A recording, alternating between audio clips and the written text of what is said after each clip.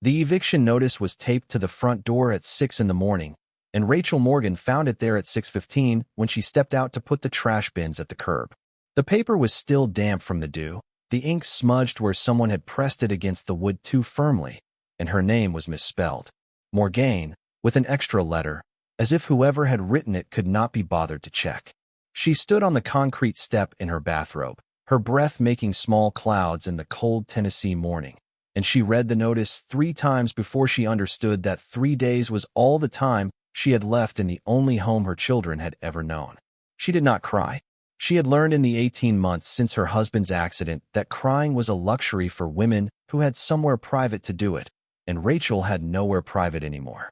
The walls of the rented duplex were so thin she could hear her landlord's television through them, and her son Caleb, who was 9 and who had started waking in the night ever since his father died, would ask her what was wrong if he saw her eyes were red.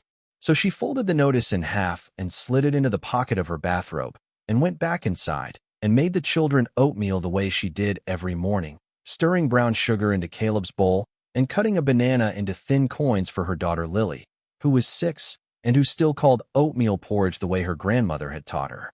"Mama, you look tired," Lily said, watching her across the small kitchen table. "Mama's always tired, silly," Caleb said, not looking up from his bowl. "She works 2 jobs." "I'm fine, baby," Rachel said, and she kissed the top of Lily's head and went to get dressed for her shift at the diner. She had exactly $473 in her checking account, and her car needed new brakes, and her landlord, who had been patient for 6 months after David died, and then not patient at all, wanted $2,100 in back rent by Friday, or they would be out on the street. She knew, standing in front of the bathroom mirror with her hair still wet from the shower, that there was no version of the next 3 days in which she produced $2,100. It did not exist. It was not a possibility. And so, she thought, pulling her hair back into the tight ponytail the diner required, she would have to find somewhere else for her children to sleep by Friday night. The town of Holloway Ridge sat in a narrow valley in the foothills of the eastern Tennessee mountains, a place of about 4,000 people where everyone knew everyone, and where nothing had changed in so long that the changes themselves had become tradition. Rachel had grown up 2 hours east in a smaller town and had come here with David after they married, because David had been offered a job at the paper mill and because the rent was cheap and the schools were good. The mill had closed the year before David died. David had been working construction by then, framing houses for a contractor out of Knoxville, and he had fallen from a 2nd-story roof on a windy morning in July and died before the ambulance reached the hospital. The life insurance policy had paid enough to cover the funeral and 6 months of rent and nothing more. Rachel had thought, at the time, that 6 months would be plenty of time to find her footing. She had been wrong about that. She had been wrong about a great many things. At the diner that morning, she poured coffee for the same 3 old men who came in every weekday, and she listened to them talk about the weather and the high school football team and about the auction that was being held on Saturday at the county courthouse. The county was selling off abandoned properties, they said, the ones that had been foreclosed on or seized for back taxes or left behind by people who had died without heirs.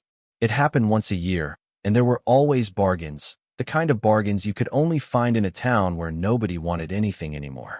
"My nephew got a house for $3,000 last year," one of the men said. "A whole house, Rachel. Needed work, sure, but a house."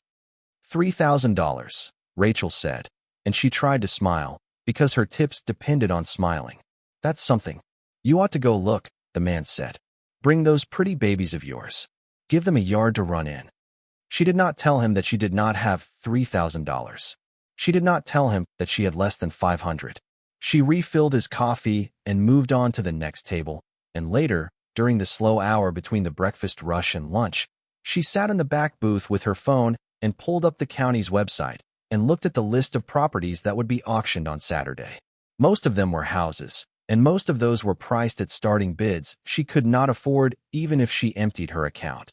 But near the bottom of the list, in a section labeled Other Structures, there was an entry that stopped her. "One water tower," it said.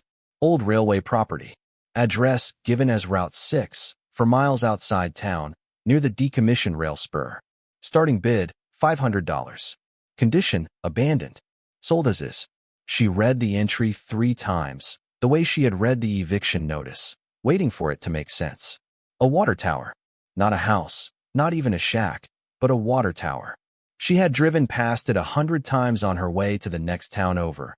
A rusting iron cylinder on 4 tall legs standing in a field of weeds at the edge of a stand of pines, with the faded word Holloway still just visible on its side. She had never given it a second thought. Nobody had. It had been abandoned since before she moved to the town, since the freight line had been rerouted in the 1980s, and it stood out there on its long legs like a relic of another century, which was what it was. But it came with land. That was what caught her eye. 3/4 of an acre, the listing said.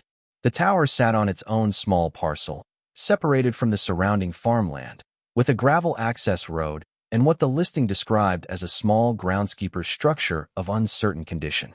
3/4 of an acre of land, with a building of some kind on it, for $500. She did not let herself hope. She had learned not to, in the last year and a half. But she wrote the address down on a napkin and tucked it into her apron. And when her shift ended, she drove out to Route 6 before going to pick up the children from her neighbor's house. The tower was taller than she remembered.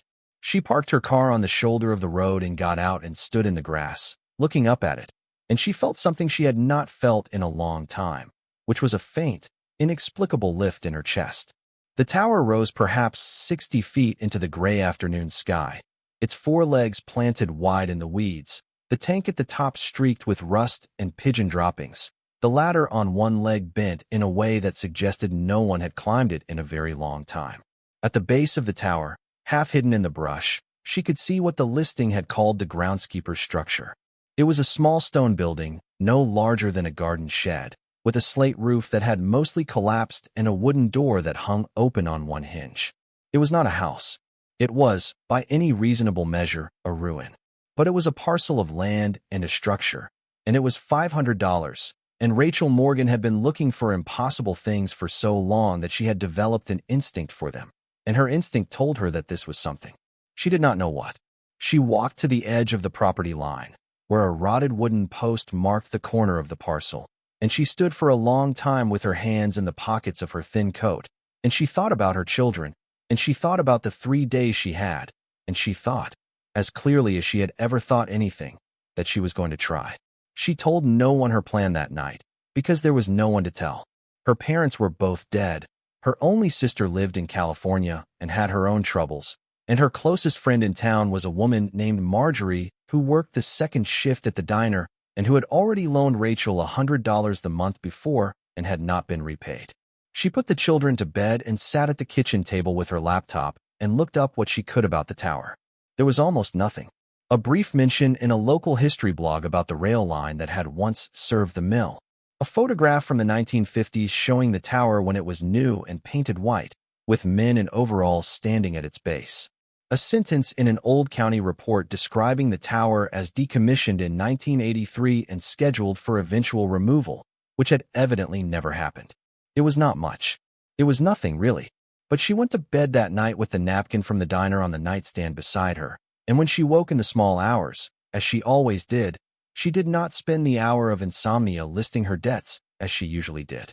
She lay in the dark and she thought about the tower standing in its field, and she thought about the stone building at its base, and she tried to imagine what might be inside it, and for the first time in longer than she could remember, she fell back asleep before the alarm went off.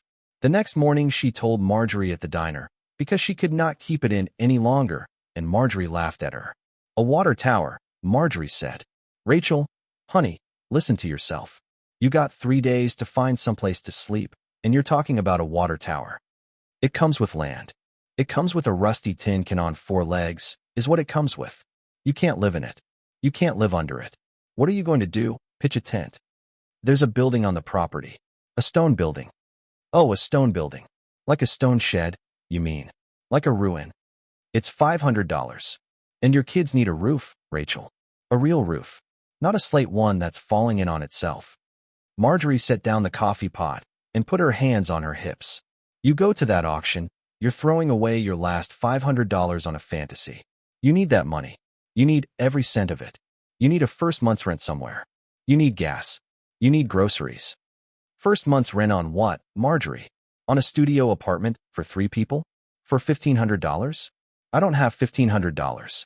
I'm never going to have $1,500. Then go to the shelter. Go to the county. I've been to the county. There's a 6-month waiting list for emergency housing, and the shelter separates families with boys over 8. Caleb just turned 9. Marjorie's face softened, but only for a moment. Honey, I know it's bad. I know. But a water tower is not the answer. A water tower is somebody's bad idea of a joke. Rachel did not argue with her. She finished her shift and picked up her children from her neighbors and went home and put them to bed.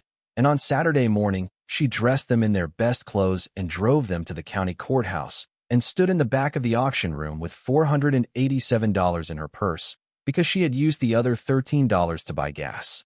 The auction room was small and fluorescent lit, and it smelled of old paper and the cologne of the courthouse janitor, and there were perhaps 30 people in it, most of them men, most of them with the sunburned necks and heavy hands of farmers or contractors.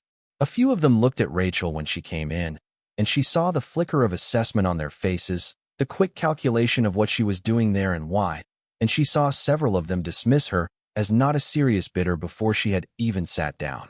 Lily clung to her hand, and Caleb stood very straight beside her, trying to look older than he was, which broke her heart a little. The auctioneer was a heavy man in a gray suit, and he moved through the properties quickly. A foreclosed ranch house on the edge of town went for $11,000. A burned-out trailer on 3 acres went for $2,100. A half-built cinder block building behind the feed store, abandoned by a contractor who had gone bankrupt, went for $6,500. Rachel's hands were cold. She kept them folded in her lap. She watched the men in the front rows raise their numbered paddles with the casual confidence of people who had done this before, who understood how much things were worth, who were not afraid of losing money because they had more money to lose. The water tower came up fourth from the end. The auctioneer read the description in a bored voice, and Rachel heard a small ripple of laughter go through the room. She felt her face grow hot. She looked down at her hands. Lot 27, the auctioneer said. Water tower, Route 6. Decommissioned, structure and land, 3/4 acre. Starting bid, $500. Do I have 500? There was a long, awkward silence. Somebody coughed. Somebody else laughed again, softly, a single short sound that carried through the room. What's a fella supposed to do with a water tower, Hank? A man in the second row called out.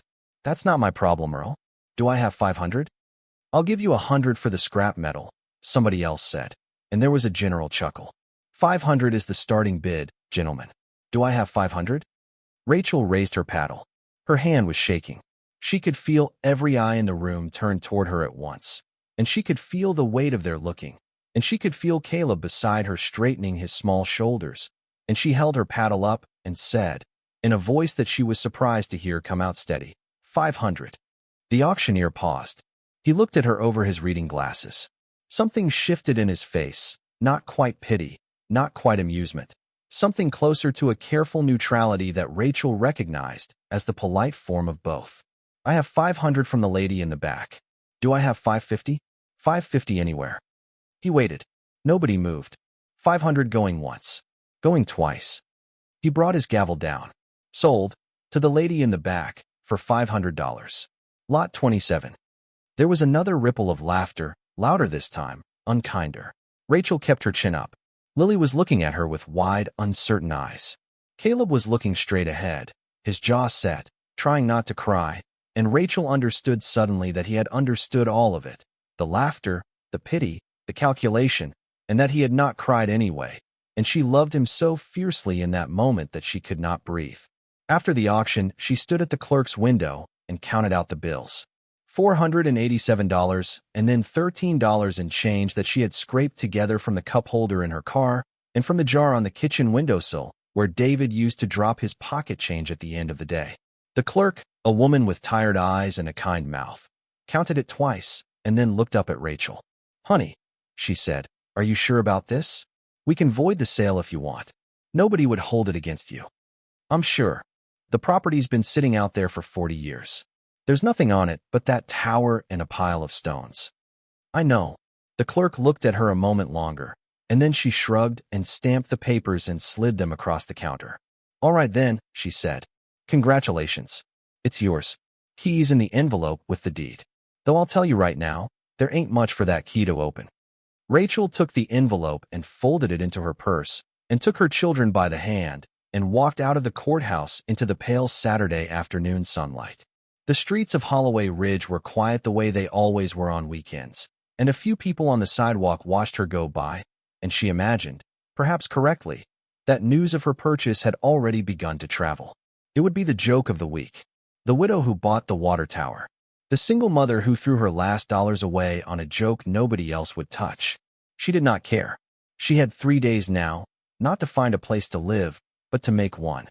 She had a piece of land and a ruined building, and she had her own 2 hands, and she had Caleb and Lily, who were waiting to see what she would do next, and she had decided somewhere between the auctioneer's gavel and the clerk's window that she was done waiting to be rescued. She drove them out to the property that same afternoon. The sun was lowering in the sky, and the light had gone the color of honey by the time they turned off Route 6 onto the gravel access road, and the weeds brushed the underside of the car as they rolled slowly toward the tower. Lily was pressed against the back window, her hands flat against the glass. "Mama," she said, in a voice of perfect wonder. "It's like a giant's house. Like a giant left his cup in the field." "That's exactly what it looks like," Rachel said, and something in her throat tightened. Caleb said nothing. He had been quiet since the auction. He got out of the car when Rachel stopped it at the base of the tower, and he walked slowly around the base of one of the iron legs, looking up, and then he walked over to the stone building and stood in front of the open doorway and peered in. "Careful," Rachel said. "Don't go inside without me. There's stuff in here, Mom." "I know, baby. Just wait." The stone building was smaller than she had remembered from her first visit, and also, somehow, more solid. The walls were built of rough-hewn field stone, fitted together with mortar that had crumbled away in places but held in most, and the doorway was framed with thick wooden beams that had darkened with age but showed no obvious rot. The roof was the worst of it. Half the slate was gone, and the rafters beneath had sagged, and the interior floor was littered with fallen stone and broken tile and the leaves of 40 autumns. But the walls were sound. She could see that even from the doorway. The walls were sound, and the building was set into a low rise of earth so that its back wall was pressed against the hillside, and the interior was larger than the exterior had suggested, because the floor dropped 2 steps below ground level and extended back farther than she had expected. It was not a shed. It had never been a shed. It was something more substantial, a small outbuilding of some kind, a place of work or of storage or of something. And although it was a ruin with bones, and Rachel, who had painted houses with her husband on weekends when they were first married to bring in extra money, understood bones. She took the flashlight from the glove compartment of her car, and she took her children by the hand, and she stepped down into the stone building for the first time. The air inside was cold and smelled of damp earth and of something else, something faint and mineral, like rust or like very old iron. The flashlight beam picked out a packed dirt floor half covered with fallen tile, a broken wooden workbench along one wall, a handful of rusted tools hanging from nails driven into the mortar. The back wall was shelved with built-in niches that had once held something, though they were empty now except for leaves and the small bones of mice. There was a second interior door at the back of the room, set into the stone wall, and this door was shut, and when Rachel tried to handle it, did not turn. "What's behind it?" Caleb asked. "I don't know, baby. Can we open it?" "Not tonight. We don't have the right tools, and I want to look at the whole property before the sun goes down." She led them back out, and they walked the parcel together while the light failed around them. The 3/4 of an acre was mostly overgrown field, studded with young pines that had pushed up through the weeds in the years since the railroad had abandoned it. The old rail spur ran along the eastern boundary, the ties rotted and the rails long since scrapped, leaving only the gravel berm and a ghostly line through the grass. At the far end of the property, half hidden in a tangle of wild blackberry, Rachel found what she thought at first was a well, a round stone rim rising a foot above the ground, covered with a heavy iron grate that had rusted into the stone. When she crouched beside it and shone her flashlight down through the grate, she could not see the bottom. The shaft dropped down into darkness farther than the light would reach. "Stay away from that," she told the children. "Both of you. Hear me? That grate could give at any time." They promised. Lily had grown tired by then, and Rachel picked her up and carried her back toward the car, and Caleb walked beside her, very quiet, looking back over his shoulder at the tower as it darkened against the western sky. "Mom," he said. "Yes, baby. Where are we going to sleep?" She had been dreading the question, and she had also been preparing for it. She had known it was coming for 3 days. "We're going to sleep in the car tonight," she said. "Just for tonight. And then tomorrow we're going to start fixing up the little stone house, and we're going to sleep in there as soon as we can. It's going to be like camping, Caleb, like a real adventure." "Are we homeless?" The word went through her like a nail. She stopped walking and she crouched down in the weeds, and she took her son's face in her hands, and she said, "No, we are not. We have a home. This is our home now. It doesn't look like one yet, but it is one. Do you understand me?" He looked at her for a long moment. The light had gone almost entirely from the sky, and she could barely see his face, but she could see the set of his mouth, and she could see, more than anything else, his trust. He trusted her. He was 9 years old, and he was scared, and he was tired, and he did not know where he was going to sleep. But he trusted her, and she understood then that there was nothing in the world she would not do for that trust. "Okay," he said. "Okay, Mama." They slept in the car that night, all 3 of them curled together under every blanket Rachel owned, with the heater running off and on as the engine cooled and warmed. Rachel lay awake for most of it, listening to the pines moving in the wind and to the small creaks of the old tower settling overhead, and she listened, most of all, to her children's breathing, the deep, even rhythm of Lily's and the lighter, faster rhythm of Caleb's, and she thought about what she was going to do in the morning, and she made a list in her head, and she refined the list. And when the first gray light came over the ridge to the east, she was ready. She had $473 left in her checking account, minus the gas she had burned to drive out to the property. She had a car that still ran. She had the physical strength of a woman who had been on her feet 10 hours a day for a year and a half. She had her children. She had a piece of land and a building with good walls. And she had a back door she could not yet open. It was not much, but it was the first thing she had owned in her life that no one could take away. And she held on to that the way she held on to Lily in the cold of the car, fiercely, without letting go. The next morning she drove back into town, and she stopped at the hardware store, and she bought a crowbar and a pair of work gloves, and a cheap battery-powered lantern, and a padlock for the outer door, and a roll of plastic sheeting, and a tarp. The clerk at the hardware store was a man named Dale Kenner, who had gone to high school with David, and who had come to the funeral, and he watched her stack her items on the counter without saying anything for a long time. "Going camping?" he finally asked. "Working on a property." "Which one?" She hesitated, and then she said it. "The water tower. The one out on Route 6. Dale Kenner did not laugh. He looked at her for a long moment, and then he looked past her out the window of the store, and then he looked back at her, and his face had changed in some way she could not name. "I heard somebody bought that," he said. "Didn't know it was you." "It was me. Rachel." He set his hands flat on the counter. "Can I ask you something?" "Yes." "Did anyone tell you about that place? About the history of it?" "What history?" He looked at her for another moment, and then he seemed to decide something, and he shook his head slowly. "Never mind," he said. "Never mind. Just be careful out there, all right? It's an old structure. Old iron. Old stone. Things aren't always the way they look." "What do you mean, Dale?" "I mean be careful. I mean watch your children around that old building. I mean, if you find anything you don't understand out there, you come and talk to me before you do anything else. Will you do that?" She stared at him. He was not smiling. He was not joking. There was something in his face that was closer to concern than anything else, and it was a concern that seemed to be specifically about her and specifically about the tower, and it unsettled her more than all the laughter at the auction had. "I will," she said. "Good." He rang up her purchases. "That'll be $71.50. She paid him and loaded the supplies into her car, and she drove back out to the property, and she spent the rest of that Sunday clearing the fallen debris from inside the stone building with her children, helping as best they could. Caleb carried stones out into the weeds and stacked them in a low wall, the way she had shown him. Lily picked up leaves and handfuls of acorns and put them into a paper grocery bag.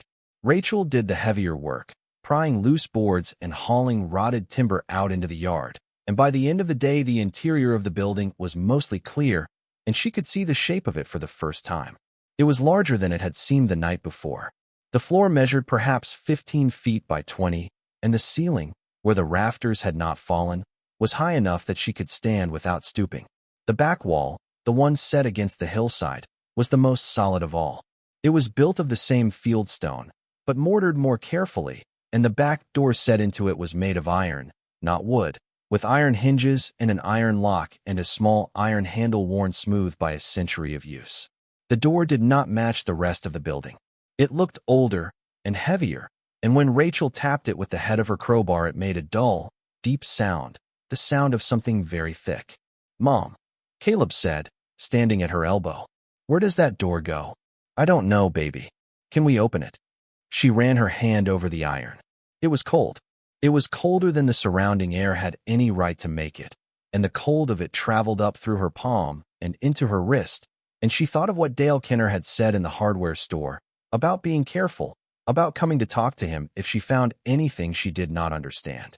She thought about the history of the property, whatever that history was, that he had not wanted to tell her. "Not today," she said. "Let's finish up out here and get some food in you both and come back tomorrow." That night they slept in the stone building for the first time. Rachel stretched the tarp across the gap where the roof had fallen in, and she weighted it down with stones, and she spread the blankets from the car on the dirt floor in the corner where the ceiling was still intact, and the three of them lay down together in the dark with the battery lantern glowing softly beside them. It was not comfortable. The floor was hard, and the air was cold, and somewhere in the walls a mouse was moving. But they were out of the car. They were inside walls, walls that belonged to them. And when Lily fell asleep first with her thumb in her mouth, and Caleb fell asleep after her with his small back pressed against Rachel's side, Rachel lay awake in the soft glow of the lantern and looked at the iron door in the back wall. It was a door to somewhere. It had to be. The building was small, but the back wall pressed against the hillside, and the door was cut into that wall, and a door cut into a wall that backed onto a hillside had to open onto something more than dirt.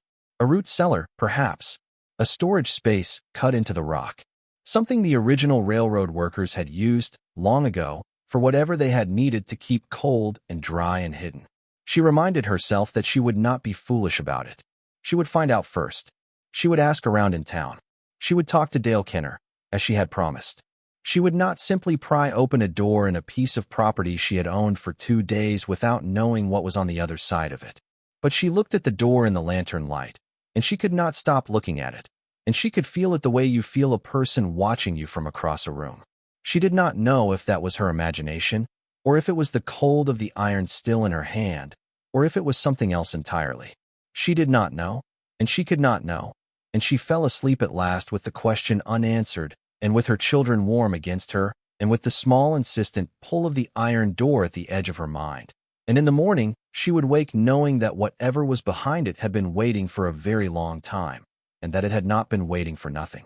She woke before dawn to the sound of rain on the tarp.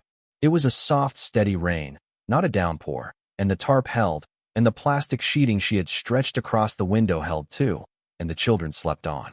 Rachel lay still for a long time listening to the rain, and she thought about the day ahead. She needed to go into town and fill out the change of address paperwork at the post office, although there was nowhere to deliver mail, and she needed to call Caleb's school and explain that he would be out for a week while she got them settled, and she needed to drive to the bank and close out her savings, what little of it remained, to have cash on hand for supplies. She needed to find a way to get water to the property, because the old pump she had seen at the edge of the yard was rusted solid, and she did not know if the well still worked. She needed to find a way to cook and to wash clothes, and to keep the children clean, and to do all of it on less than $400, and to make it last. And she needed, eventually, to open the iron door. She turned her head on the folded coat she was using for a pillow, and she looked at the door in the gray light that was beginning to seep through the plastic sheeting over the window, and she saw, for the first time, something she had not seen the night before. There were marks scratched into the stone around the iron frame. They were small and shallow and worn with age, but they were there, and they were deliberate. Symbols of some kind. She could not read them. They did not look like any letters she knew. They looked like something older than letters, something that had been scratched into the mortar by a hand that had wanted to remember something, or to warn someone, or to mark what lay beyond. She stared at them until the children began to stir, and then she got up quietly, and she did not point the marks out, and she did not say anything about them, because she did not want to frighten the children, And because she was not sure, herself, whether she was frightened, and because she understood, with a certainty she could not have explained, that she had bought more than a water tower. She had bought a question. And the question was waiting behind an iron door, and it had been waiting longer than she had been alive, and she was going to have to answer it, because she had nowhere else to go. She made the children breakfast over a small camp stove she had borrowed from Marjorie the night before, 2 eggs and half a sleeve of crackers, and the last of the instant coffee, and after they had eaten she drove them into town with her. She dropped Caleb at school, because she had decided in the night that she would not pull him out after all. Children needed normal things, she had reminded herself, and normal things meant school on Monday morning, no matter where you had slept Sunday night. Lily, who was in kindergarten 3 days a week, did not have school that day, and so she came with Rachel, clutching her stuffed rabbit to her chest in the passenger seat and watching the rain smear the windshield. Rachel went to the post office and to the bank, and then she went to the hardware store again, because she had decided to take Dale Kenner up on his offer. He was in the back when she came in, and he came out wiping his hands on a shop rag, and he looked at her and at Lily, and he softened the way men do when they see a small child in a place where there usually are not small children, and he bent a little at the waist and said hello to Lily, and Lily hid her face against Rachel's leg. She's shy, Rachel said. I've got a granddaughter her age, Dale said. They come and they go, shyness. Comes and goes like the weather. He straightened up. What can I do for you, Rachel? You said yesterday if I found something out at the property I didn't understand, I should come talk to you. His face settled into that same careful look. I did say that. I haven't opened anything yet. I haven't found anything, exactly. But there's a door on the property I don't have the key for, and I want to know what's behind it before I pry it open. I thought maybe somebody in town might know. I thought you might know. Dale looked down at his hands. He turned the shop rag over once and then again. Then he looked up. Come in the back, he said. Let me get her a juice. Sit down a minute. He led her through a door marked employees only into a cramped office that smelled of old cardboard and coffee and motor oil, and he settled Lily at a small table with a juice box from a mini fridge and a box of crayons he produced from a drawer, and he sat down across from Rachel at a desk piled with invoices, and he folded his hands in front of him, and he looked at her with an expression that she could not entirely read. How much do you know about this town, Rachel? Not much. I've only lived here 5 years. Right. So you wouldn't have heard about the Holloway family. The name on the tower. The name on everything around here, once upon a time. The mill was theirs. The rail spur was theirs. The tower was theirs. Half the houses on Main Street were built with Holloway money. He leaned back. They had 3 generations of men in this valley, all of them named Holloway, and all of them were the kind of men who make a town and then disappear from it. You know what I mean? I think so. The third one, Ezra Holloway. He was the one who owned it when the mill closed the first time, back in the Depression. He was an old man by then, never married, lived alone in a house on the ridge above town that burned down in the 60s after he died. He was what they used to call a private man, didn't come into town much, had his groceries delivered, did his banking by mail. You understand. I understand. There were stories about him even when he was alive. Some of them were the usual stories people tell about rich old men who keep to themselves. That he'd made his money in ways he couldn't explain. That he kept gold buried on his property because he didn't trust banks. That he had a fortune in rare things he'd picked up during his travels, and that he kept it somewhere nobody could find it. Dale paused. I don't put much stock in those kind of stories, as a rule. People tell them about every rich old bachelor in every small town in this country. But Ezra Holloway was different from most, and one thing that made him different was the tower. The water tower. The water tower was built by his father in the 1890s for the rail line. It's a real water tower. It carried water for the steam engines when they stopped at the spur. But when Ezra took over the company, around 1910, he did some work on it. He had that stone building put up at the base of it. He had the old well dug deeper. He had the back wall of the stone building set into the hill. And the thing is, Rachel, there was no reason for any of it. A rail tower doesn't need a building at its base. Maybe a little shed for the pump man, in the old days, but not a stone building. Not built into a hillside. And people in town noticed, at the time. People talked. And Ezra Holloway did not answer their questions about it, and eventually people stopped asking. Rachel had gone very still. Lily was coloring at the table, humming softly to herself, oblivious. What do people say is in there, Dale? Different people say different things. The stories got tangled up over the years. Some say he hid his gold there because he was afraid of the bank runs in the 30s and then forgot about it or couldn't get back to it when he got too old. Some say he had a collection, coins or jewelry or rare stamps or something, and that he stored it there because he didn't trust the house on the ridge not to burn, which turned out to be a smart bet, since the house did burn in the end. Some say it isn't anything, that he just liked to have a private place to go where nobody could follow him. And some, he said, and his voice got quieter, some say he hid something darker, that he was involved in things, during Prohibition, that he didn't want found. But I don't hold with that one.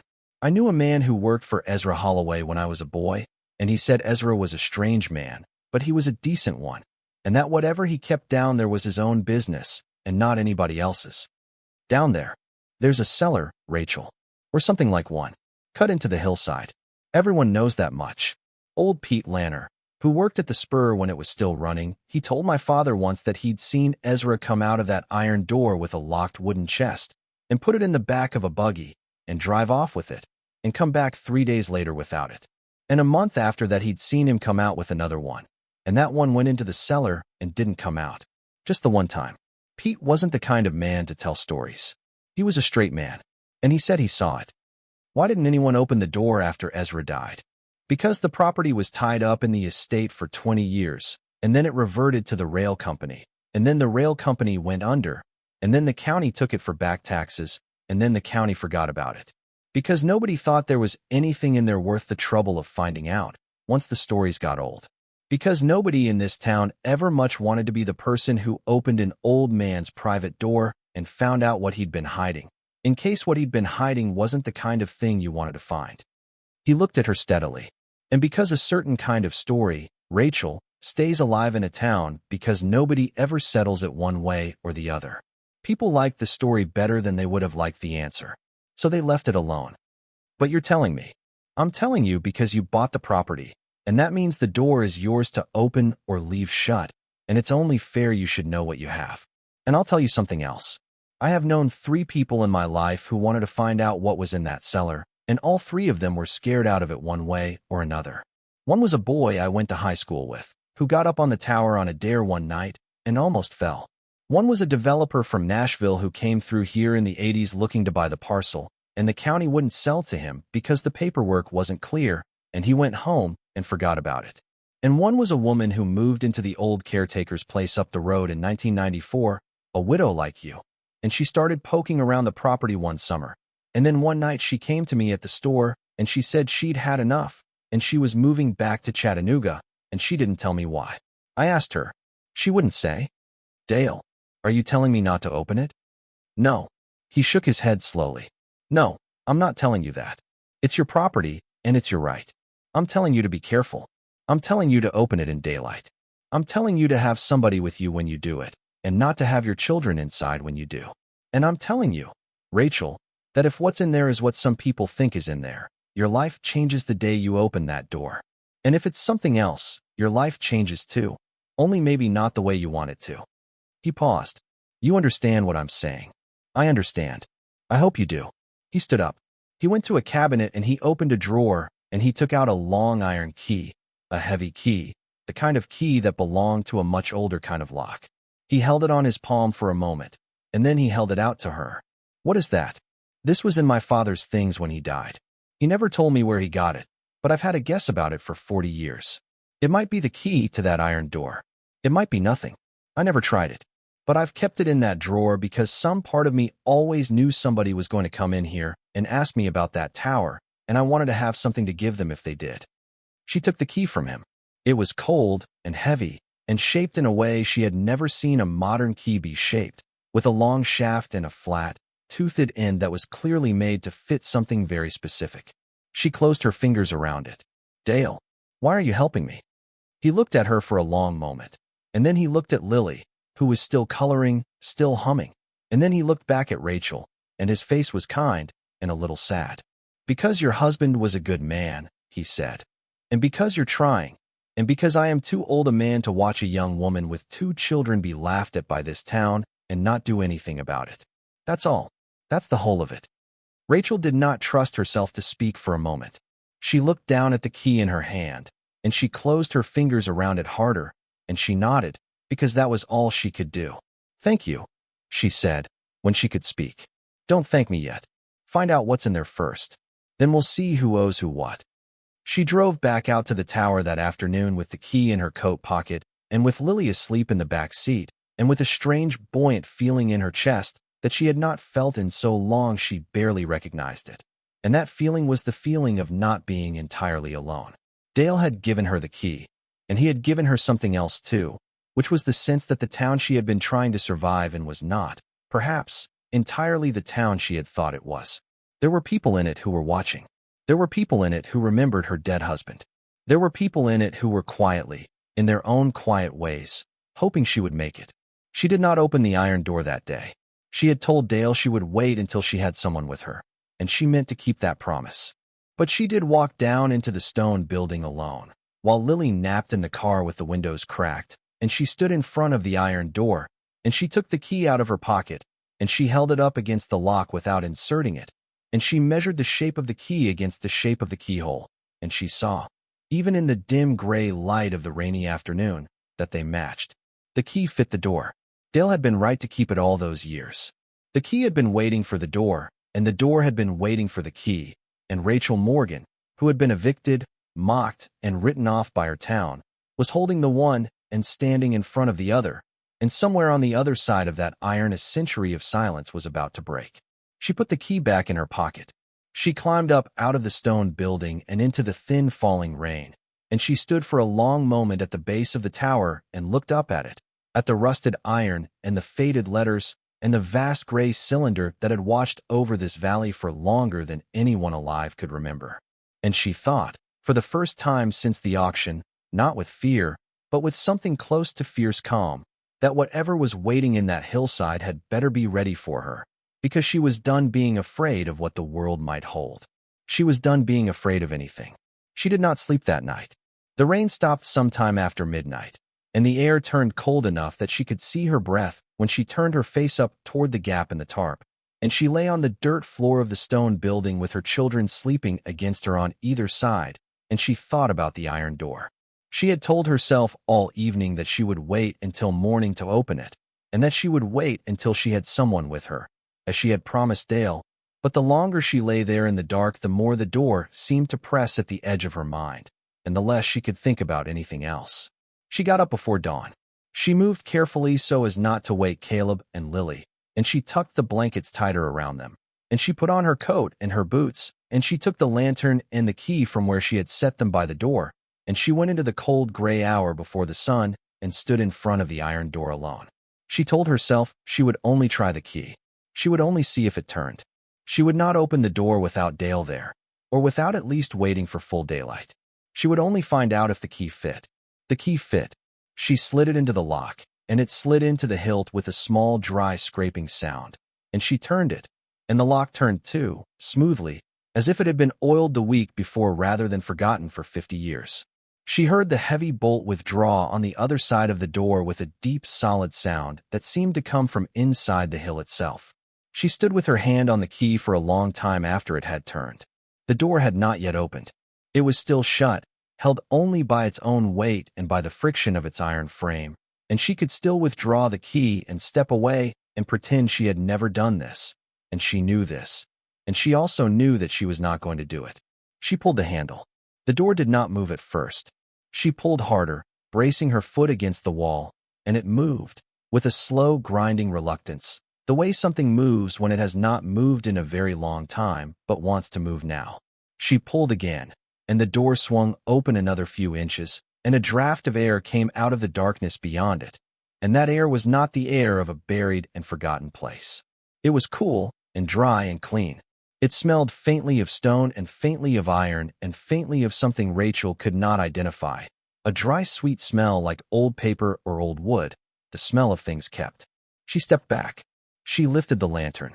She turned its dial up to its brightest setting, and she aimed the beam through the gap, and she looked, for the first time, into what Ezra Holloway had built into the hillside more than 100 years before. It was a passageway. It was not a room, not yet, but a passageway, cut from the living rock and lined with fitted stone, tall enough that she could walk upright and wide enough that two people could pass abreast.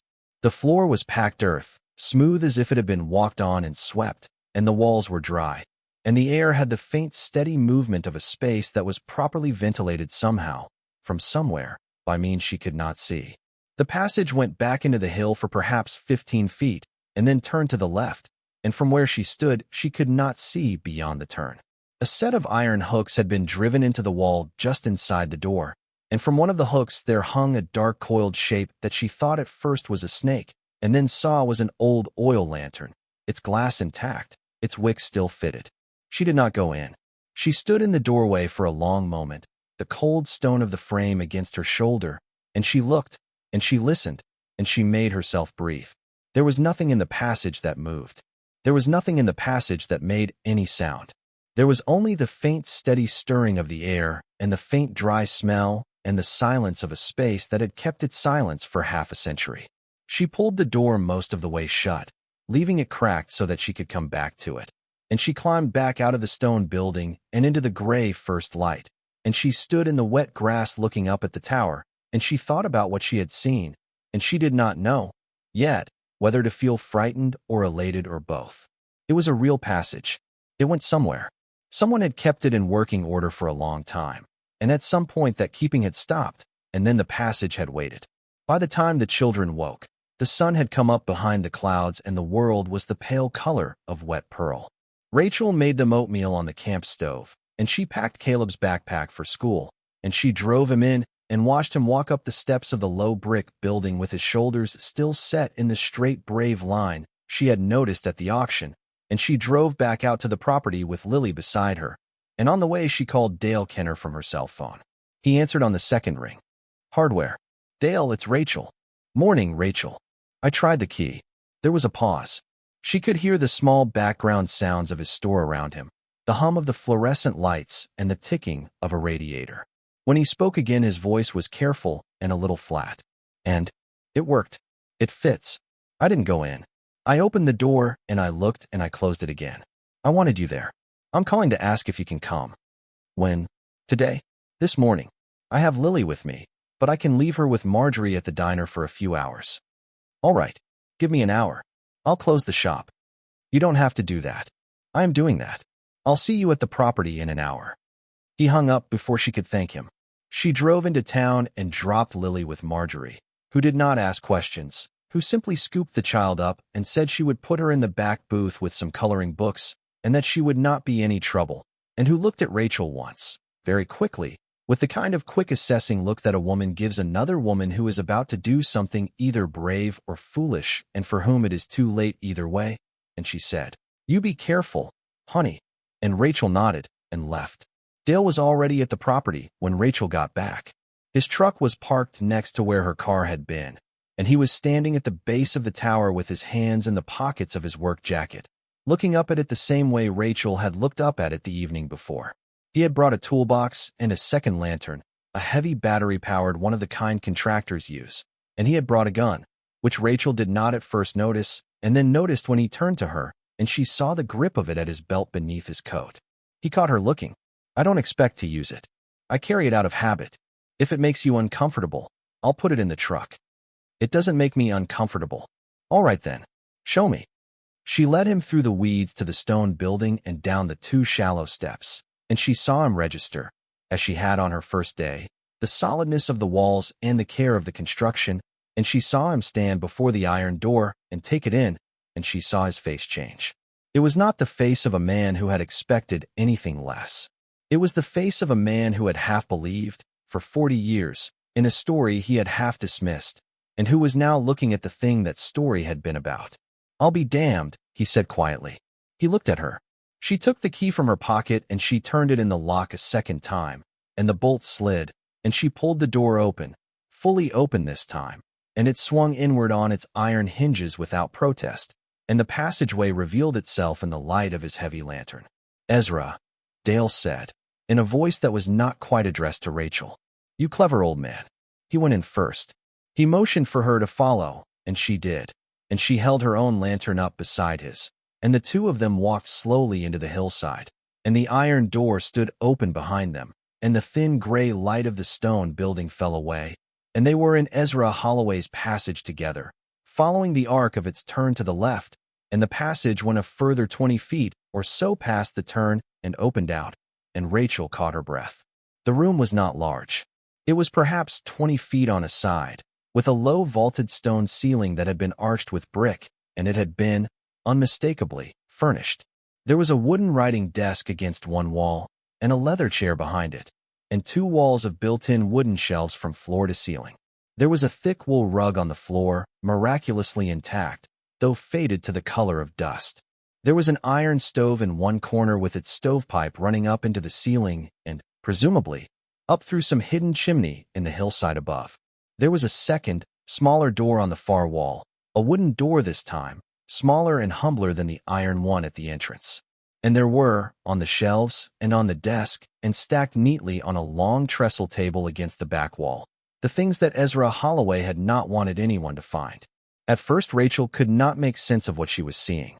The light of the lanterns caught on surfaces, and the surfaces gleamed, and she saw first that the shelves were lined with dark wooden boxes of a uniform size, and then that the boxes were labeled, each with a small brass plate bearing a handwritten card behind glass, and then that the labels were in a script she could read, a neat looping 19th century hand, and that the labels said things like Morgan 1853, and Double Eagle 1861, and Pattern $half 1879, and she understood, with a slow dawning certainty, what she was looking at. Coins, she whispered. Dale had not moved since they entered the room. He was holding the lantern up with his mouth slightly open, and she could see the light of it reflected in his eyes, and she could see the slow, careful understanding of a man who had spent his whole life in a small-town hardware store and who had now stepped into something that did not belong to his life at all. "Good God, Rachel," he said. He went to the nearest shelf. He did not touch the boxes. He only read the labels, moving his lantern slowly along the rows, and he did this for a long time without speaking, and then he turned to her. "Do you know what these are?" "I'm guessing coins." "They are American coins. They are American coins from a man who collected American coins from the 1840s until his death. And some of these dates, Rachel, some of these dates I recognize, and the dates I recognize are not the dates of coins a normal person could ever afford to own. An 1861 Double Eagle. That's a gold coin from the first year of the Civil War. A Morgan from 1853, that's earlier than the Morgan dollar was supposed to exist, unless he meant a Liberty-seated dollar that happens to have been owned by someone named Morgan, in which case it's even rarer. An 1879 pattern $half. A pattern coin is a proof piece that was never put into circulation. They're almost all in museums. Dale. I know. Dale, how much is this? I don't know. I don't know, Rachel. I am a hardware store owner who read a book once about American coinage because my father used to collect pennies. I am not qualified to tell you the value of what is on these shelves. But I can tell you that what is on these shelves, if the labels are accurate, and I have no reason yet to think they are not, is worth more money than anyone in this town has ever seen in one place at one time in their lives, and probably more than they will ever see again. Rachel sat down. There was no chair near her, so she sat down on the edge of the rug, abruptly, the way one sits down when one's knees have decided to stop holding one up. She put the lantern on the floor. She put her hands flat against the wool of the rug, and she breathed. She thought of her $473. She thought of the oatmeal and the sleeve of crackers. She thought of Lily in the booth at the diner with her coloring book. She thought of Caleb sitting up straight at the auction. She thought of the landlord at the duplex tapping his watch. She thought of the clerk at the courthouse asking her if she was sure. She did not cry. It was not a day for crying. But she sat on the rug with her hands flat against the wool, and she did not move, and she did not speak, for a very long time. Dale let her sit. He did not touch her. He went on walking the room with his lantern, slowly, methodically, reading labels, opening nothing. He went to the desk, and he looked at the papers laid out on it, and he picked up none of them. He went to the trestle table at the back, and he stood before it for a long moment, and then he said, in a quiet voice, "Rachel, come and see this." She got up. She went to him. On the trestle table, arranged in neat rows, were not coin boxes but portfolios. Heavy leather folders of the kind used to hold documents, bound shut with cord, each one labeled on the spine in the same neat hand. Bonds, Railway, said one. Bonds, municipal, said another. Bonds, treasury. Certificates, gold. Certificates, silver. Deeds, assorted. Are those? Rachel said. They might be. They might also be paper worth nothing, because paper instruments from this era, you have to understand, most of them were called in and retired long ago. Certificates got redeemed. Bonds matured. Deeds were sold or reverted. But some of them. He touched one of the folders with the back of his finger. Some of them are themselves collectibles, even if the instruments they represent are long since dead. A full set of gold certificates from the 1890s, in good condition, is a serious thing in the collector market. I have no idea what's in there. I am telling you I do not know. But I am telling you that whatever it isn't nothing. Dale. Yes. What do I do? He set the lantern down on the table. He put his hands on his hips, and he stood for a moment looking at the rows of portfolios, and then he turned to her. First thing, we close this door. We lock it. We go back out. You do not tell anyone about this today. Not Marjorie. Not the school. Not anyone. You do not post about it. You do not photograph it and send those photographs to anyone. The second anyone in this town finds out what is in this room, you will have problems that you and I cannot handle. Do you understand me? Yes. Second thing, you need a lawyer. A good one. Not anyone from this town. The nearest honest lawyer who does this kind of work is probably in Knoxville. I know a man there, Gerald Price, who has done estate work for my brother. He is expensive and he is straight. I will call him today. You will make an appointment to see him this week. You will not sign anything before you see him. I can't afford a lawyer from Knoxville, Dale. You can afford a lawyer now, Rachel. You just don't have the money yet. Gerald will wait for his fee. He has done that before for clients who were going to come into money they did not yet have access to. That is an ordinary thing in estate work. Do not worry about his fee. All right. Third thing, you need an appraiser. Also not local. A numismatist, someone who knows American coins and paper, certified, credentialed. Gerald will know one. You do not touch anything in this room until that appraiser has seen it. You do not remove anything. You do not handle anything. Coins in this condition can lose half their value to a thumbprint. Paper can crumble. You understand me? I understand. Fourth thing. He paused. He looked at her, and his face was serious and kind. You need to think, very carefully, about who knows that you bought this property. The auction was public. Your name is in the county record. Anyone who wants to find you can find you. The stories I told you yesterday, about the woman who moved away, and the developer, they are not just stories.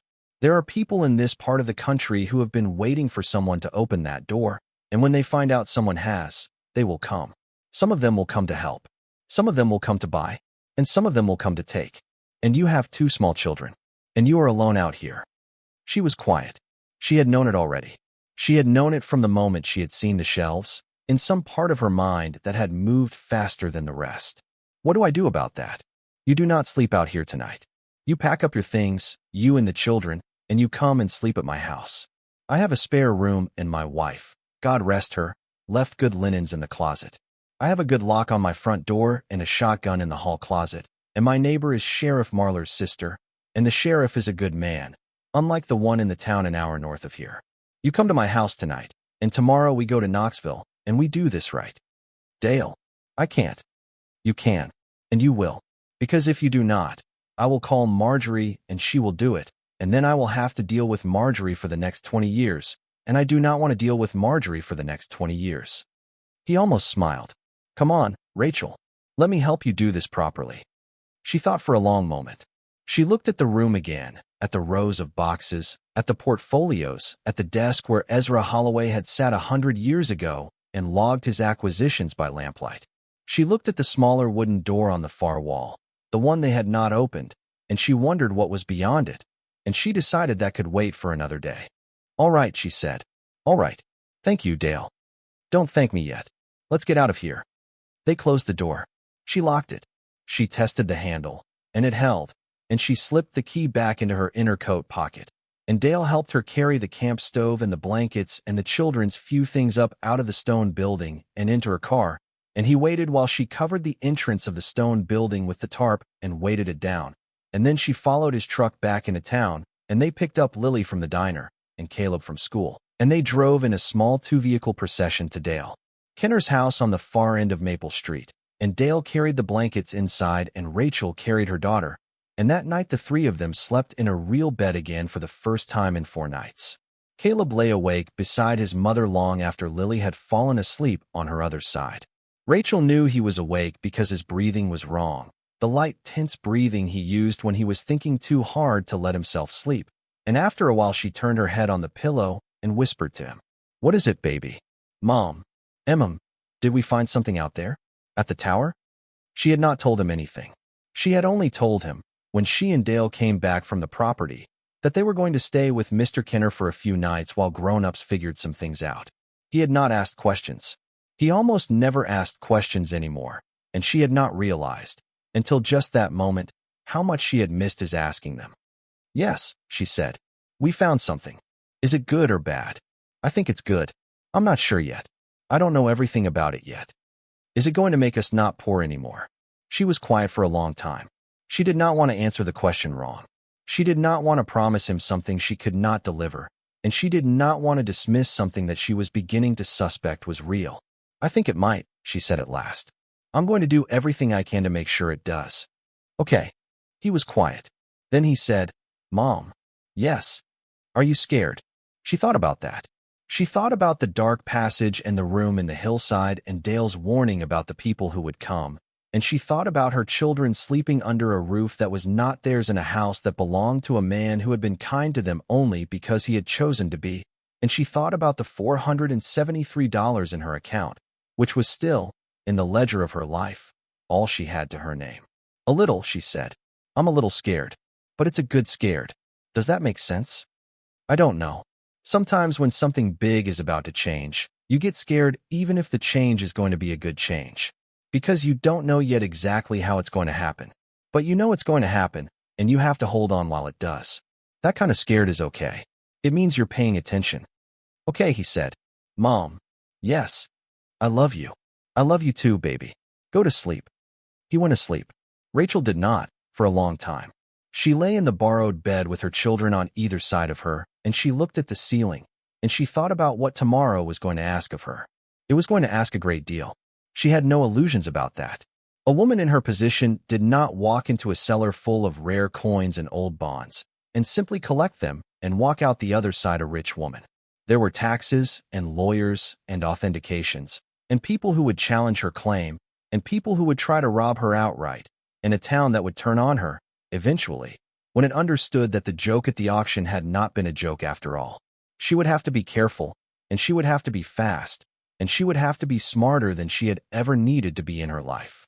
But she had been smart for a long time, she realized. She had just been smart about smaller things, about how to stretch $15 of groceries into 4 days of meals, and how to patch a pair of children's jeans so the patch did not show from the outside, and how to convince a landlord to wait 3 more weeks for a rent check. That was smart too. That was not a lesser kind of smart. It was the same muscle, just trained on smaller weights, and the muscle was strong. The next morning she drove to Knoxville with Dale in the passenger seat and Marjorie keeping the children at the diner, and Gerald Price saw them at 10, and he was a thin man in his 60s with a careful, courteous manner and a desk that was organized in the way of men who take seriously the papers on them. And he listened while Rachel told the whole story from the eviction notice onward, and he did not interrupt her. And when she had finished, he folded his hands, and he looked at her for a long moment, and then he said, "Well, Mrs. Morgan, this is going to be an interesting file." He spent 2 hours with her. He explained the law of abandoned property as it applied to her situation. He explained the difference between what was affixed to real property and what was personalty, and why the distinction mattered here, and why a cellar full of coins and bonds, once legally determined to be on a parcel she had legally purchased, was, almost certainly, hers. Although there were specific provisions about abandoned personal property and about heirs of the original owner that would need to be investigated carefully. And there were tax implications that would be, he said with a small, tight smile, significant. He explained that she would need to document everything, that she would need to have a sworn appraiser document the contents before she moved a single item, and that she would need a law enforcement presence at the documentation, preferably state rather than county, because what had happened in the room was going to attract attention, and she did not want the attention to come before the paperwork was clean. He explained all of this calmly and without condescension, And he did not make her feel small, and by the time they were done she had cried once, briefly, and then wiped her face and continued, and Gerald Price had passed her a box of tissues without comment. "Mrs. Morgan," he said at the end, "I want you to understand that my fee for this matter will not be small. I am going to put several associates on this. There will be work for a numismatist, for a philatelist if there are stamps, for a document examiner if there are bonds, for a tax specialist. I will want all of them on a percentage contingency rather than an hourly rate, because none of us needs to be paid until the assets are liquidated, and you should not be asked to come out of pocket for expenses you cannot yet afford. The percentage will be reasonable. I will put it in writing. You will take that writing home, and you will think about it. And if you have any concerns, you will bring them to me, and we will address them. Do you understand?" "I understand. Now, one other thing. Mr. Kenner here has told me a little about the town you live in. I want you to consider very carefully the option of removing yourself and your children from that town for the period of the appraisal and legal work. There are safe houses available through a service my firm uses, or we can arrange a short-term rental elsewhere. I am not trying to frighten you. I am trying to be honest. People have been hurt for significantly less than what appears to be in that cellar. I'll think about it. Please do. In the meantime, I would like your permission to contact an appraiser I have worked with before, a man named Harold Abernathy at Mountain State Numismatic, who is licensed, bonded, and discreet. He will come tomorrow if I ask him to come tomorrow. He will bring one of his associates, and the two of them together will document the contents of the room under my oversight. State police will provide a presence. Is that agreeable to you?" "Yes." "Good." He stood up. "Mrs. Morgan." "Yes. I want to say one more thing, and then I'll let you go. In 31 years of doing this work, I have seen many people come into unexpected money. Not all of them handle it well. The ones who handle it well, in my experience, have one thing in common. They know, before the money arrives, who they are and what they care about. They have already decided what kind of life they want. The money is a tool for that life, not the point of it. You strike me as a woman who already knows who she is and what she cares about. That is going to serve you well. Do not let the money, if it is indeed what it appears to be, change that." "I won't." "Good. I'll call you tomorrow morning." She shook his hand and she walked out into the bright, cold Tennessee sunlight, and Dale drove her back toward Holloway Ridge, and for the first 30 miles she did not speak. She watched the mountains rolling past the passenger window, the deep old blue of them in the winter light, and she thought about what her husband would have said if he had been sitting in the car beside her. David had been a quiet man, but he had not been a cautious one. He had been the kind of man who, when he saw a thing that needed doing, did it, and who, when he saw a thing that could not be done, did it anyway. And he had laughed at her once, gently, for being too cautious, for always checking the weather before she trusted the sky, and she wondered what he would have thought of her now, bouncing along in a hardware store owner's truck with $400 to her name and a key to a cellar full of things she did not yet understand. "Dale," she said, as they came over the last ridge and saw the valley of Holloway Ridge below them. "Yes. Was my husband, David, was he the kind of man who would have been afraid of this?" Dale thought about it. He did not answer quickly. He was a man who took his answers seriously. "No," he said at last. David Morgan was not afraid of very much. He was afraid of failing his family, I think, but that's a fear that belongs to good men. He was not afraid of difficulty. He was not afraid of money. And he was not afraid of a fight, if the fight came looking for him. He paused. "If David were here right now, I think he would tell you to hold on tight and see this through. And I think he would tell you that he was proud of you." Rachel turned her face to the window, and she did cry then, but only a little, and only briefly, and Dale did not look at her, and he said nothing, and they drove the rest of the way into town in a silence that was not a heavy silence, but a companionable one. The next day was a Tuesday, and the Tuesday became the longest day of Rachel's life.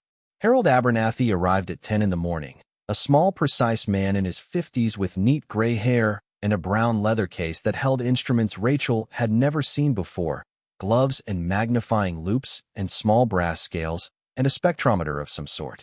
He brought with him an associate, a woman named Elaine Park, who was younger and equally precise, and who turned out to be the specialist on 19th-century American paper. 2 state troopers arrived in a marked car shortly after, at Gerald Price's arrangement, and they took up positions, one at the gate at the end of the gravel road and one at the base of the tower, and they did not go inside because they did not need to. Gerald Price himself came up from Knoxville in his own car. He stood at the entrance of the stone building with a leather portfolio under his arm, and he watched, and he made notes, and he said very little.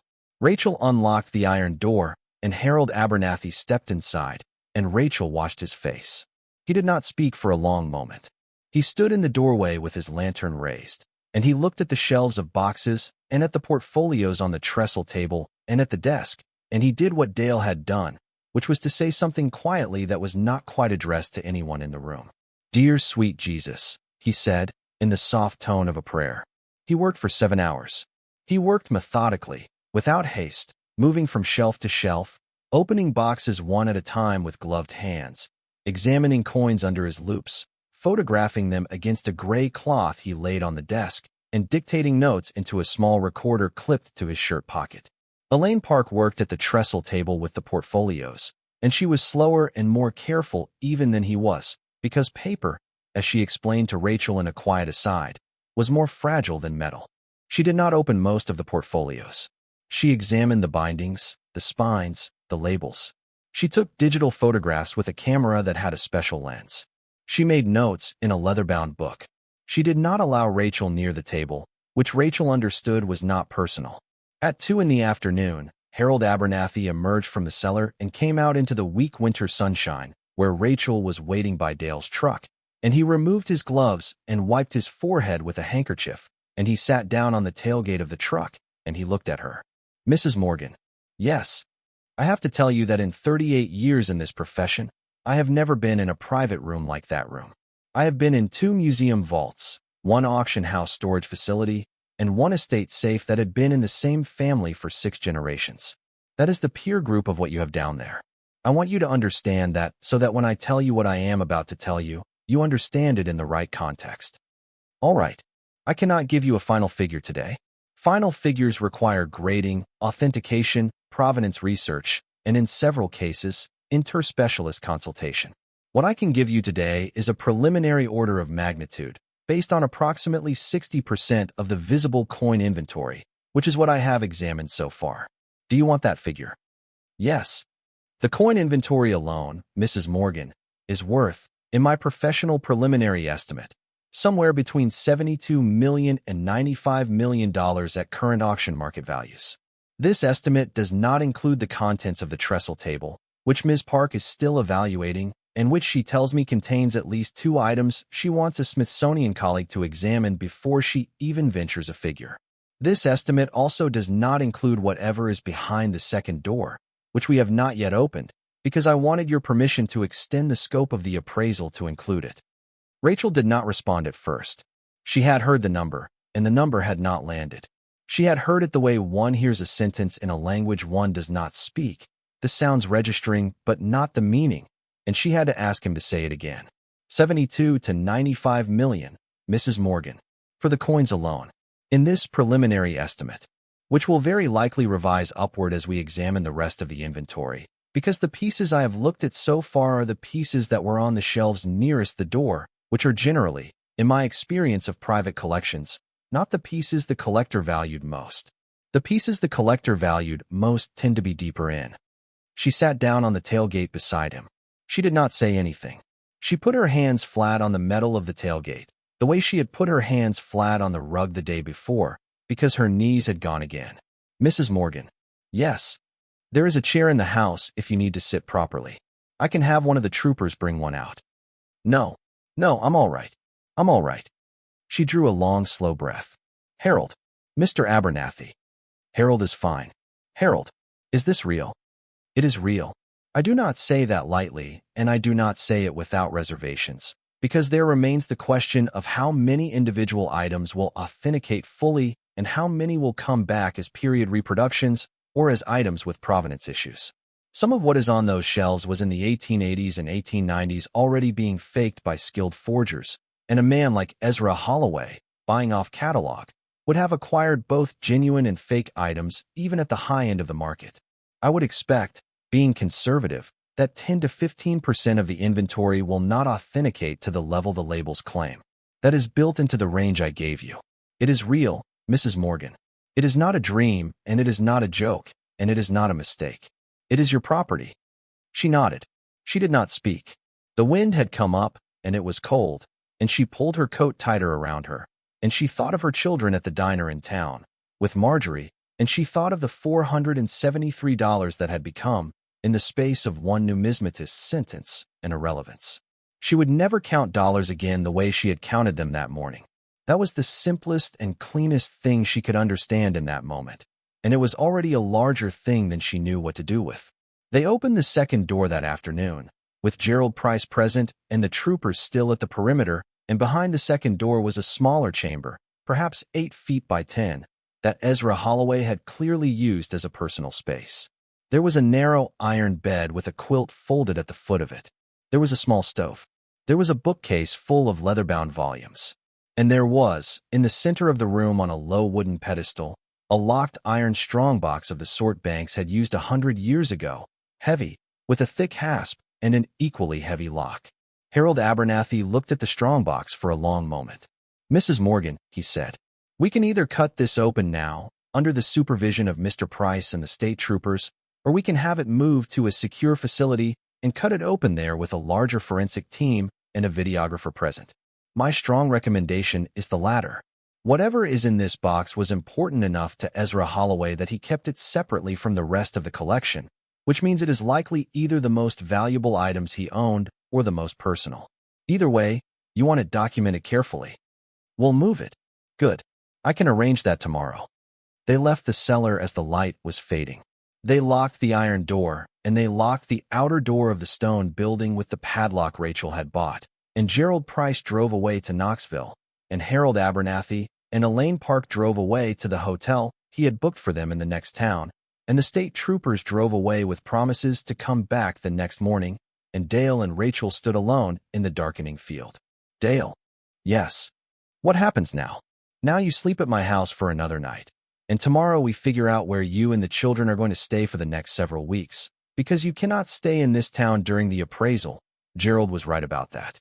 "And I am going to tell you something, Rachel, that you are not going to like." "What?" "People are going to find out. Today. Tonight. It has been 8 hours since state troopers drove into this town, and it has been 6 hours since 2 appraisers in a rental car with Tennessee plates went into a stone building at the base of a water tower on property that was auctioned off to a widow with 2 children 3 days ago. Someone has noticed. Someone always does. And by tomorrow morning, the story that you bought a joke is going to have become the story that you bought something else. And then the phone calls start, and the visitors start, and the people who want to help you invest your new money start. And some of them are decent people, and some of them are not. And you are not going to be able to tell which is which from the way they dress or the way they smile. So from tomorrow morning on, you tell people nothing. You say nothing. You let Gerald speak for you. Do you understand?" "I understand." "Good. Let's go get your babies." They drove into town. The streets of Holloway Ridge looked the same as they had that morning, and the lights were on in the diner windows and the hardware store windows and the feed store windows, and the town looked exactly like a town that had not changed. But Rachel knew, as she looked at it through the passenger window of Dale's truck, that the town had in fact already begun to change. She could feel it. She could feel it in the way the woman behind the counter at the gas station looked up when they passed. She could feel it in the way a man on the sidewalk across from the diner turned his head to watch Dale's truck go by. She did not know yet what shape the change would take. She only knew it had started, and that it would get worse before it got better, and that she and her children were standing on the threshold of a great deal of money and a great deal of trouble, and that both were coming, and that both would be met. When they came into the diner, Lily was asleep on the booth bench with her rabbit tucked under her chin, and Caleb was doing his math homework at the counter, and Marjorie was pouring coffee for a customer at the far end. And when she saw Rachel come in, she put down the coffee pot, and she came over, and she looked at Rachel's face, and she looked at Dale's face, and she did not ask what had happened. She only said, "Well," and nodded once, the way a woman nods when she is acknowledging that something has shifted and that the new arrangement, whatever it is, now includes her. "Marge," Rachel said, in a low voice. "Don't tell me now. Tell me when it's safe to tell me. I can wait." "Thank you." "Save it. Eat something. You look like you haven't eaten since Saturday." Rachel sat down in the booth opposite her sleeping daughter. Caleb came and sat next to her without being asked, and he leaned his head against her shoulder, and Rachel put her arm around him and held him, and Marjorie brought her a grilled cheese sandwich and a bowl of tomato soup, and Rachel ate, and she had not known until the first bite how hungry she was. When she had finished, she looked up, and she saw, through the front window of the diner, a man standing on the sidewalk across the street. He was middle-aged, wearing an expensive-looking coat, and he was not looking at the diner exactly, but he was not looking at it, either. He was standing in a way that people stand when they are waiting for something, and when he saw Rachel looking at him, he did not look away, and he did not smile, and he did not move. He simply looked back at her, steadily, across the width of the street and the width of the diner window. And then after perhaps 10 seconds he turned and walked away, and Rachel watched him go, and she knew, without being told and without knowing his name, that the first of them had arrived. Dale had been right. It had begun already. It had begun that afternoon while she was sitting on a tailgate having the math of her life rewritten, and it would not stop beginning now until one of two things happened. Either it was finished or she was, and she intended that it would not be her. She reached into her pocket. The iron key was still there, warm now from her body, and she closed her hand around it under the table where no one could see, and she held it, and she thought, Ezra, whoever you were, and whatever your reasons were, thank you. Thank you for keeping it safe this long. I will take it from here. That night, at Dale's house, she did not sleep at first. She lay in the dark listening to the creaks of a house that was not her own, and she thought about the man across the street. He had been the first, and he would not be the last. Gerald had warned her. Dale had warned her. She had thought she understood. She did not yet understand. She realized, not in the way a person understands something in the body, rather than only in the head. She was going to have to learn quickly. She got up around 1 in the morning and she went to the kitchen, and she found Dale sitting at the kitchen table with a cup of coffee going cold in front of him, and the shotgun Rachel had not quite believed existed resting on the table within easy reach. He looked up when she came in, and he nodded, and he pointed to the coffee pot. She poured herself a cup and sat down across from him. You don't have to sit up, she said. I want to. Dale, don't start on that. I am 71 years old, and I have been running that hardware store since I was 28, and my wife, God rest her, has been gone for 6 years, and I will tell you something, Rachel. I have been bored. I have been bored for a long time. I did not know how bored I was until 2 days ago. Sitting up in my kitchen with a shotgun on the table is the most interesting thing that has happened to me since 1984. So do not apologize for it. She laughed, in spite of everything. It came out small and tired, but it was a laugh. All right, she said. Thank you. That's better. They sat together for a long time without speaking. The refrigerator cycled on and off. A clock ticked somewhere in the hall. Dale refilled his coffee and offered to refill hers, and she shook her head. Dale. Yes. I want to ask you something, and I want you to be honest with me about the answer. Always have been. Do I have any right to this money? He looked at her for a long moment. He set his cup down. Explain what you mean by right. I mean, Ezra Holloway spent his whole life collecting these things. He was a real person. He had family somewhere, maybe. He had people who knew him. And I bought a piece of land for $500, and 3 days later, I find out I own what he spent a lifetime buying. That doesn't feel fair. Or clean. It feels like I'm stealing something. Rachel, let me finish.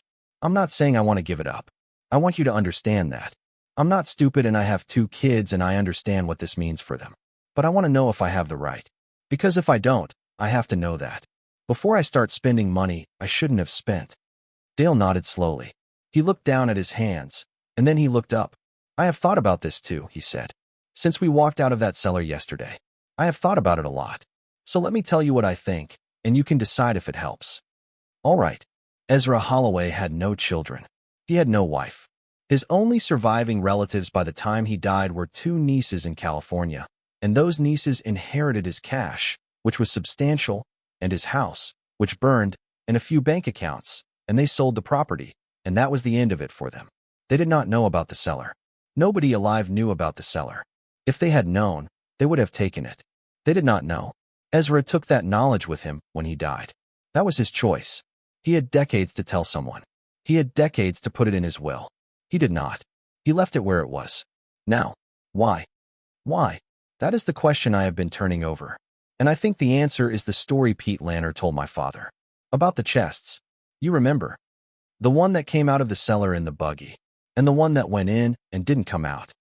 That's right. The one that came out, Pete said Ezra took into town and loaded onto a train bound for Chattanooga. The next week a bank in Chattanooga opened with a major new deposit, and a charity hospital broke ground. And the hospital, Rachel, is the Holloway Memorial Clinic, which is still there, and which has treated poor people for free for 100 years. Ezra was not keeping the collection for himself in his old age. He was drawing from it. He was selling pieces off and using the money for things he believed in. He did it privately because he was a private man. He used the cellar as a working bank. And when he got too old to keep doing it, he stopped, and he shut the door, and he left what was left. For whom? Rachel. For what? I do not know. But he did not leave it for his nieces in California, because he did not tell them. He did not leave it for the state of Tennessee, because he did not deed it to the state. He did not leave it for a museum, because he did not will it to one. He left it, and he shut the door, and he trusted, I think, that whoever found it next would find it because they needed to, and they would do with it what it needed to be done with. She thought about this. She turned her coffee cup in her hands. That's a kind interpretation, Dale. It's the one I believe. I knew a man who worked for him. I know the town he lived in. I know the hospital he built. Ezra Holloway was not a grasping man. He was a strange man, but he was not a grasping one. He did not believe in hoarding. He believed in privacy, which is different. And a man who believes in privacy and not in hoarding, who shuts a door on a room full of value and walks away, is not locking it away forever. He is waiting for the right person to unlock it. You think I'm the right person? I don't know. But I know you bought the property, and you bought it when you needed it most. And that is how these things happen in stories, Rachel. And stories sometimes tell the truth about the world. I will tell you what I think is more important than whether you are the right person. I think you will become the right person if you are not already. Because you are the kind of woman who asks this question at 1 a.m. in a stranger's kitchen instead of buying a sports car. That is what Gerald was trying to tell you yesterday.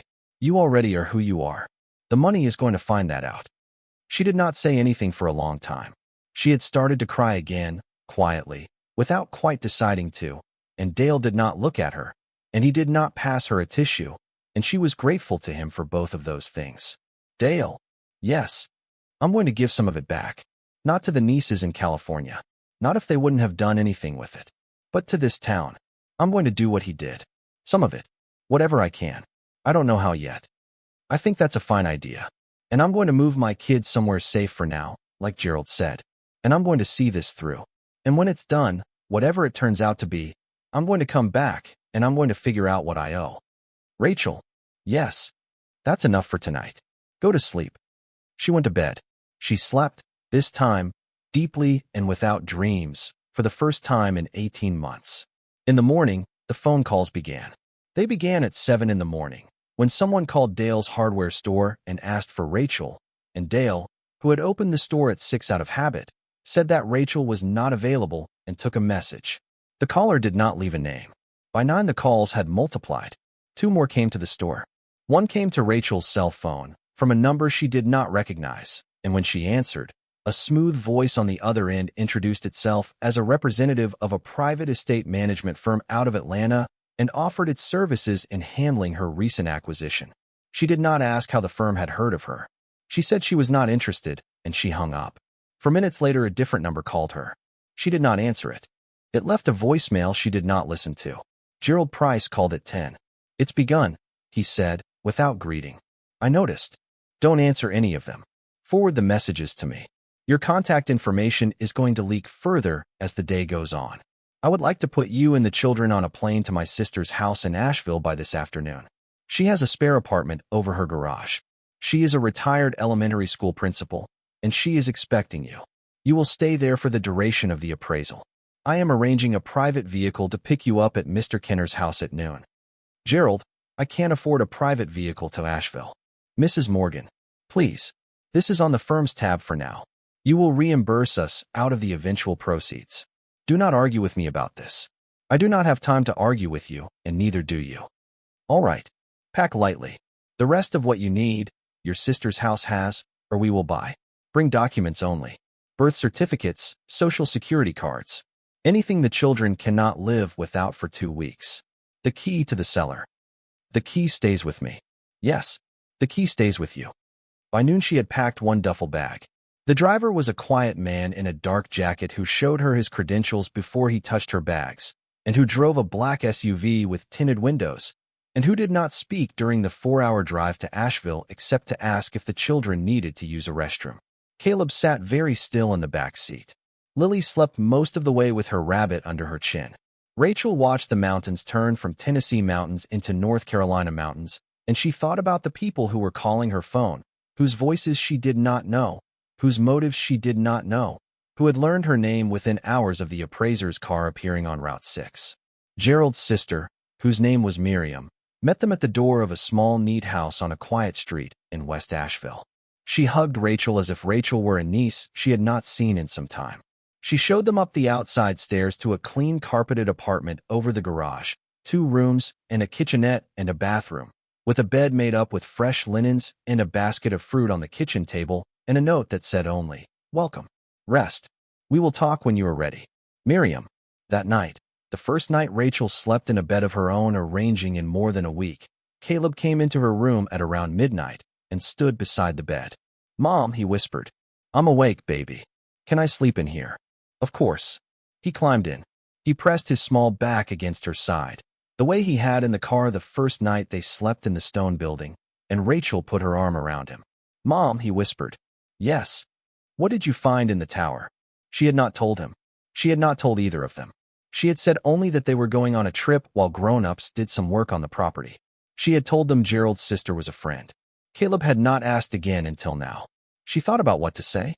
She thought about how much of it a 9-year-old boy could hold, and she thought about how much he had already been holding for 18 months, without complaint, and she decided to give him the truth.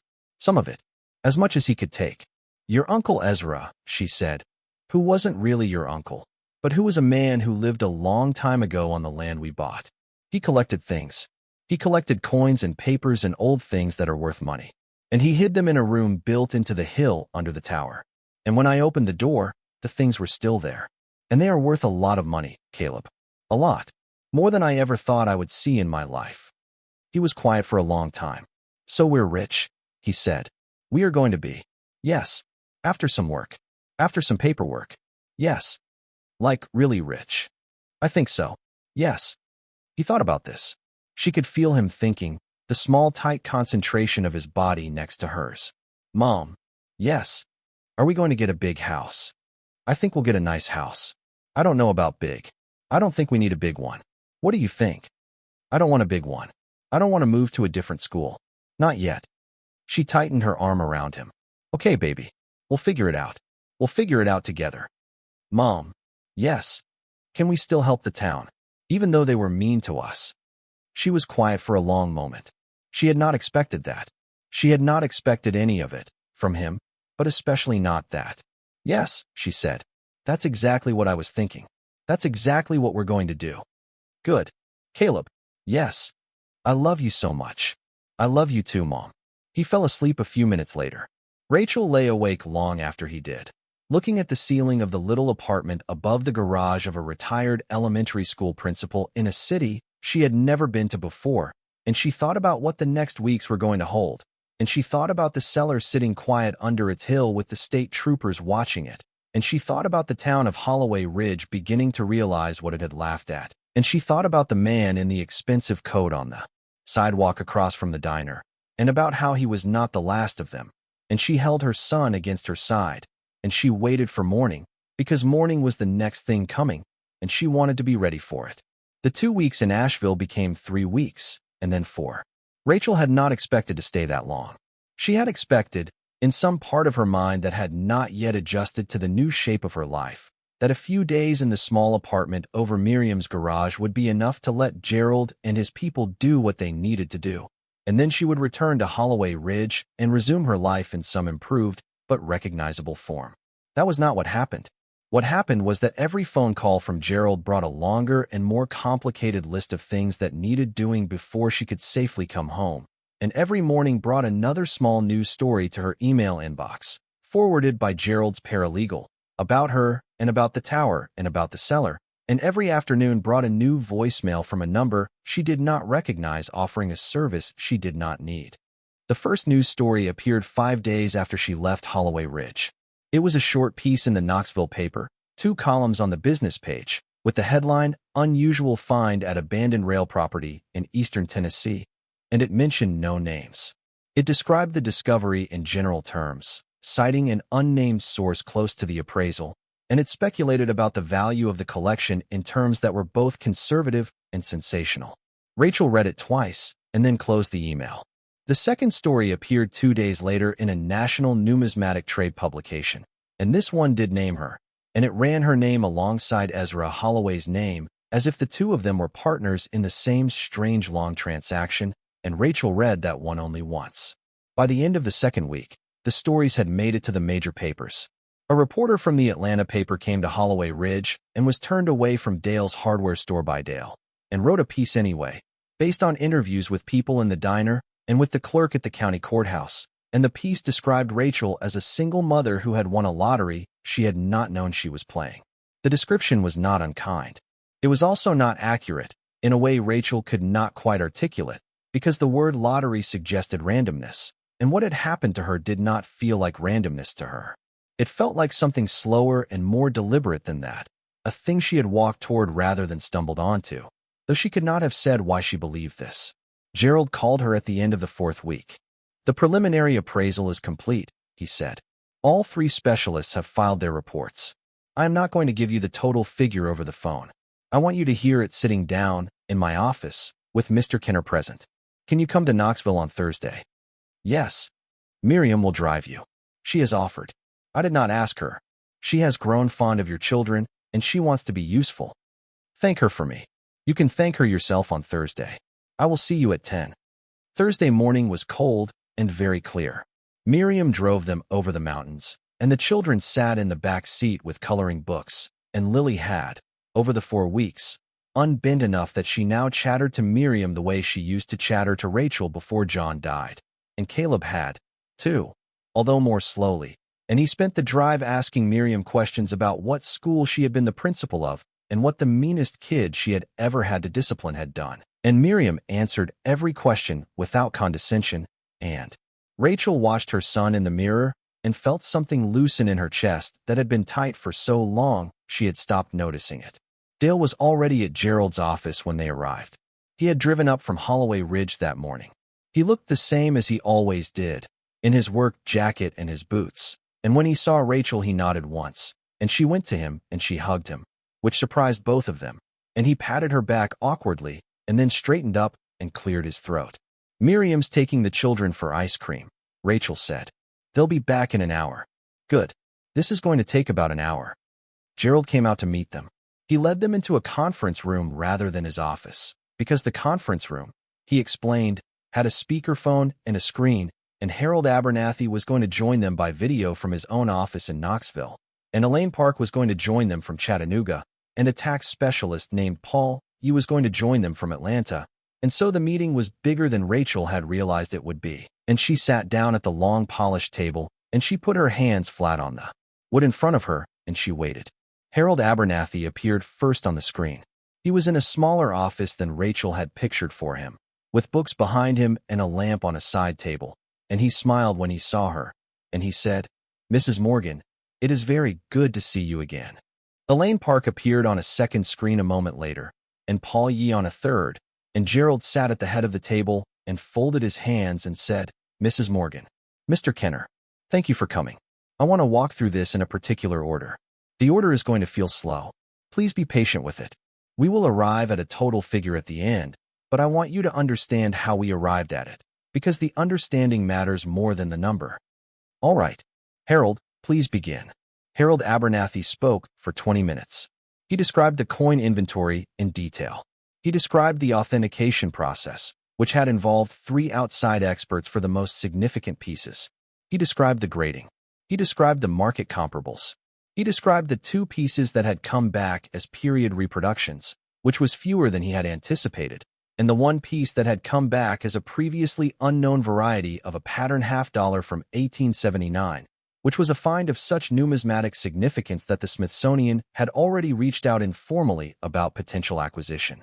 He explained that the final authenticated coin inventory, after all adjustments, had a conservative auction estimate of $112 million. Rachel did not move. Elaine Park spoke next. She described the contents of the portfolios on the trestle table. Most of the bonds and certificates, she explained, were indeed paper worth only collector value rather than face value, as Dale had predicted. But the collector value was substantial because the set was nearly complete and in exceptional condition, and because it included 3 pieces that were either unique or nearly so. One of those pieces was a Confederate bond that had been thought lost. Another was a gold certificate from the 1890s with a serial number low enough to make it a high 6-figure item on its own. The total collector value of the paper inventory, she said, was $31 million. Paulie spoke about taxes. He was brisk and efficient, and he used words Rachel did not fully understand, and she made herself concentrate, because she understood that this was the part that would matter most in her daily life once the noise died down. He explained that because the seller contents had been on a parcel she had legally purchased, and because Ezra Holloway had died intestate with respect to the seller, and because the statute of limitations on any heir's claim had long since run, the contents were legally hers. He explained that the liquidation of the contents would be taxed as capital gains at the long-term rate, because the cost basis was the purchase price of the property, and because she had held the property for, at the time of any sale, more than a year, because they would structure the sales accordingly. He explained that after federal and state taxes, assuming a staggered sale over several years to manage brackets, and assuming she did not engage in any tax avoidance schemes that his firm would have advised against anyway, the net after-tax proceeds of the coin and paper inventories together were likely to be in the range of $85 to $95 million. And the strongbox, Gerald said. Harold Abernathy cleared his throat on the screen.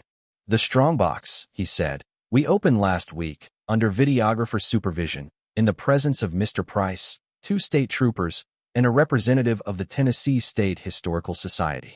What was in the strongbox, Mrs. Morgan, was not what I expected. It was not the most valuable items in the collection. Those had been on the shelves all along. What was in the strongbox was personal. Rachel looked up. It was a set of letters, Harold said, and a single leather-bound ledger, and a small wooden box, sealed with wax, containing 1 item. What item? Harold smiled, a small quiet smile. A wedding ring, Mrs. Morgan. A woman's gold wedding ring, engraved on the inside with the date June 14, 1887, and the initials E.H. and M.C. Rachel stared at him.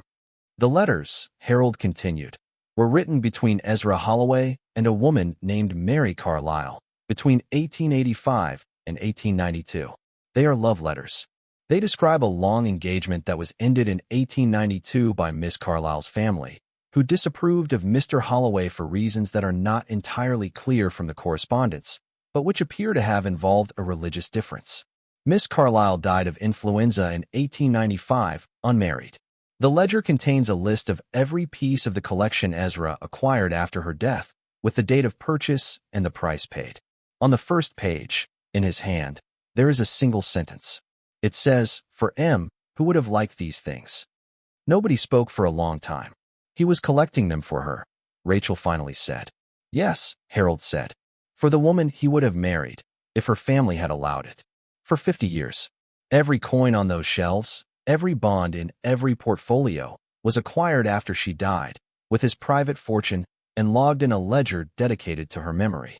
The collection is not a hoard, Mrs. Morgan. It is a love letter. A very long and very patient love letter to a woman who did not live to read it. Rachel put her hand over her mouth. She did not cry, but she could not speak for a long moment, and Gerald, who understood what she was doing with the silence, did not try to fill it. Dale reached over and put his hand briefly on her shoulder and then removed it. Why? She finally said. Why did he shut the door on it? Why not give it to the town, or to a museum, or to anyone? We can only guess, Harold said. But my guess, Mrs. Morgan, for what it is worth, is that he did not want to explain himself. He did not want the story to be public.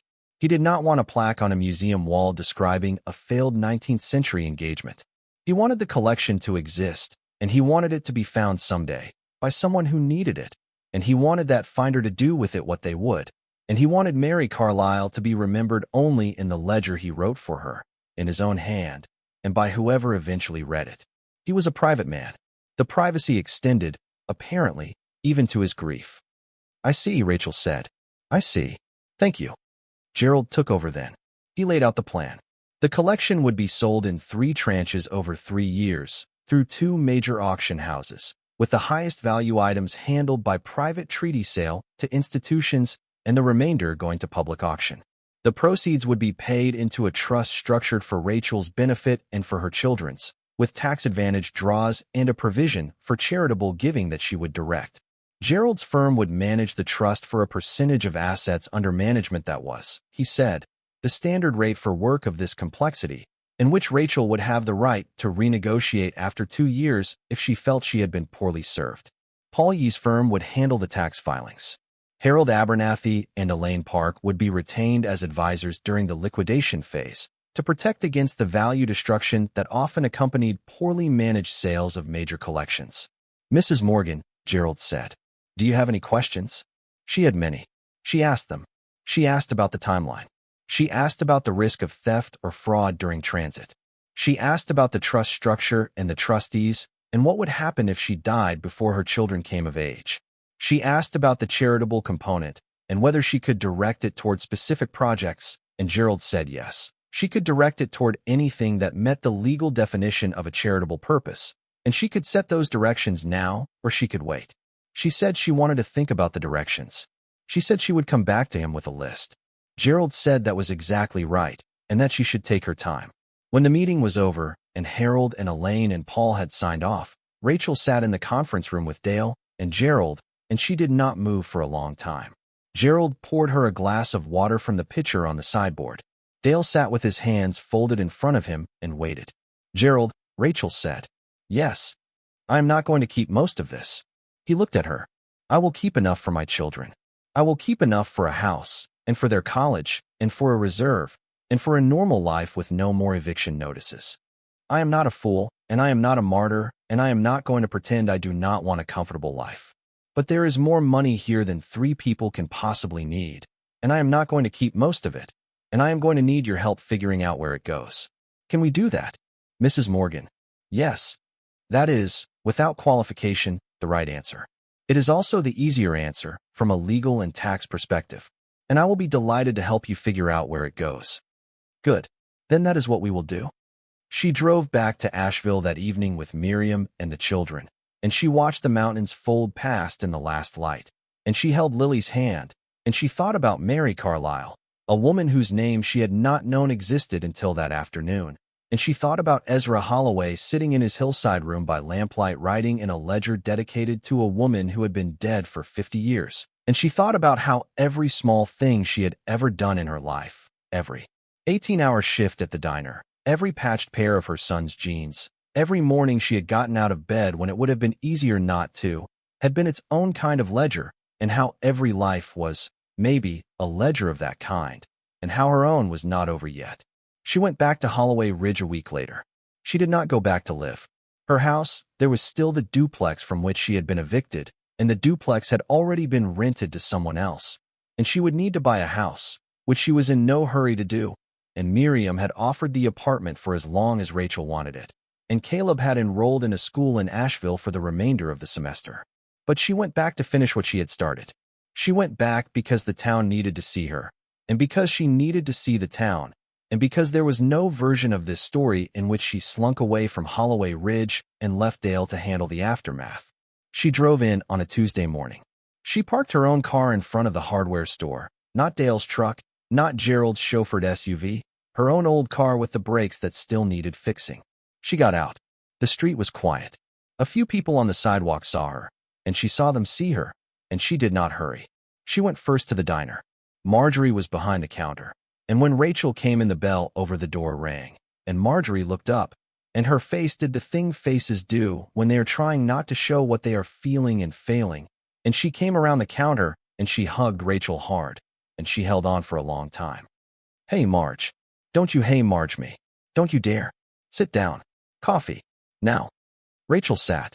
Marjorie poured her coffee and slid a slice of pie in front of her without asking and sat down across from her and looked at her. So, is it real? It's real. How real? Real enough that I'm going to give most of it away. And real enough that my kids are going to be okay for the rest of their lives. And real enough that I am going to fix a whole lot of things in this town that have been broken for too long. That real? Marjorie nodded. She looked down at the counter. She looked up. Rachel. Yes. I told you it was a stupid idea. At the auction.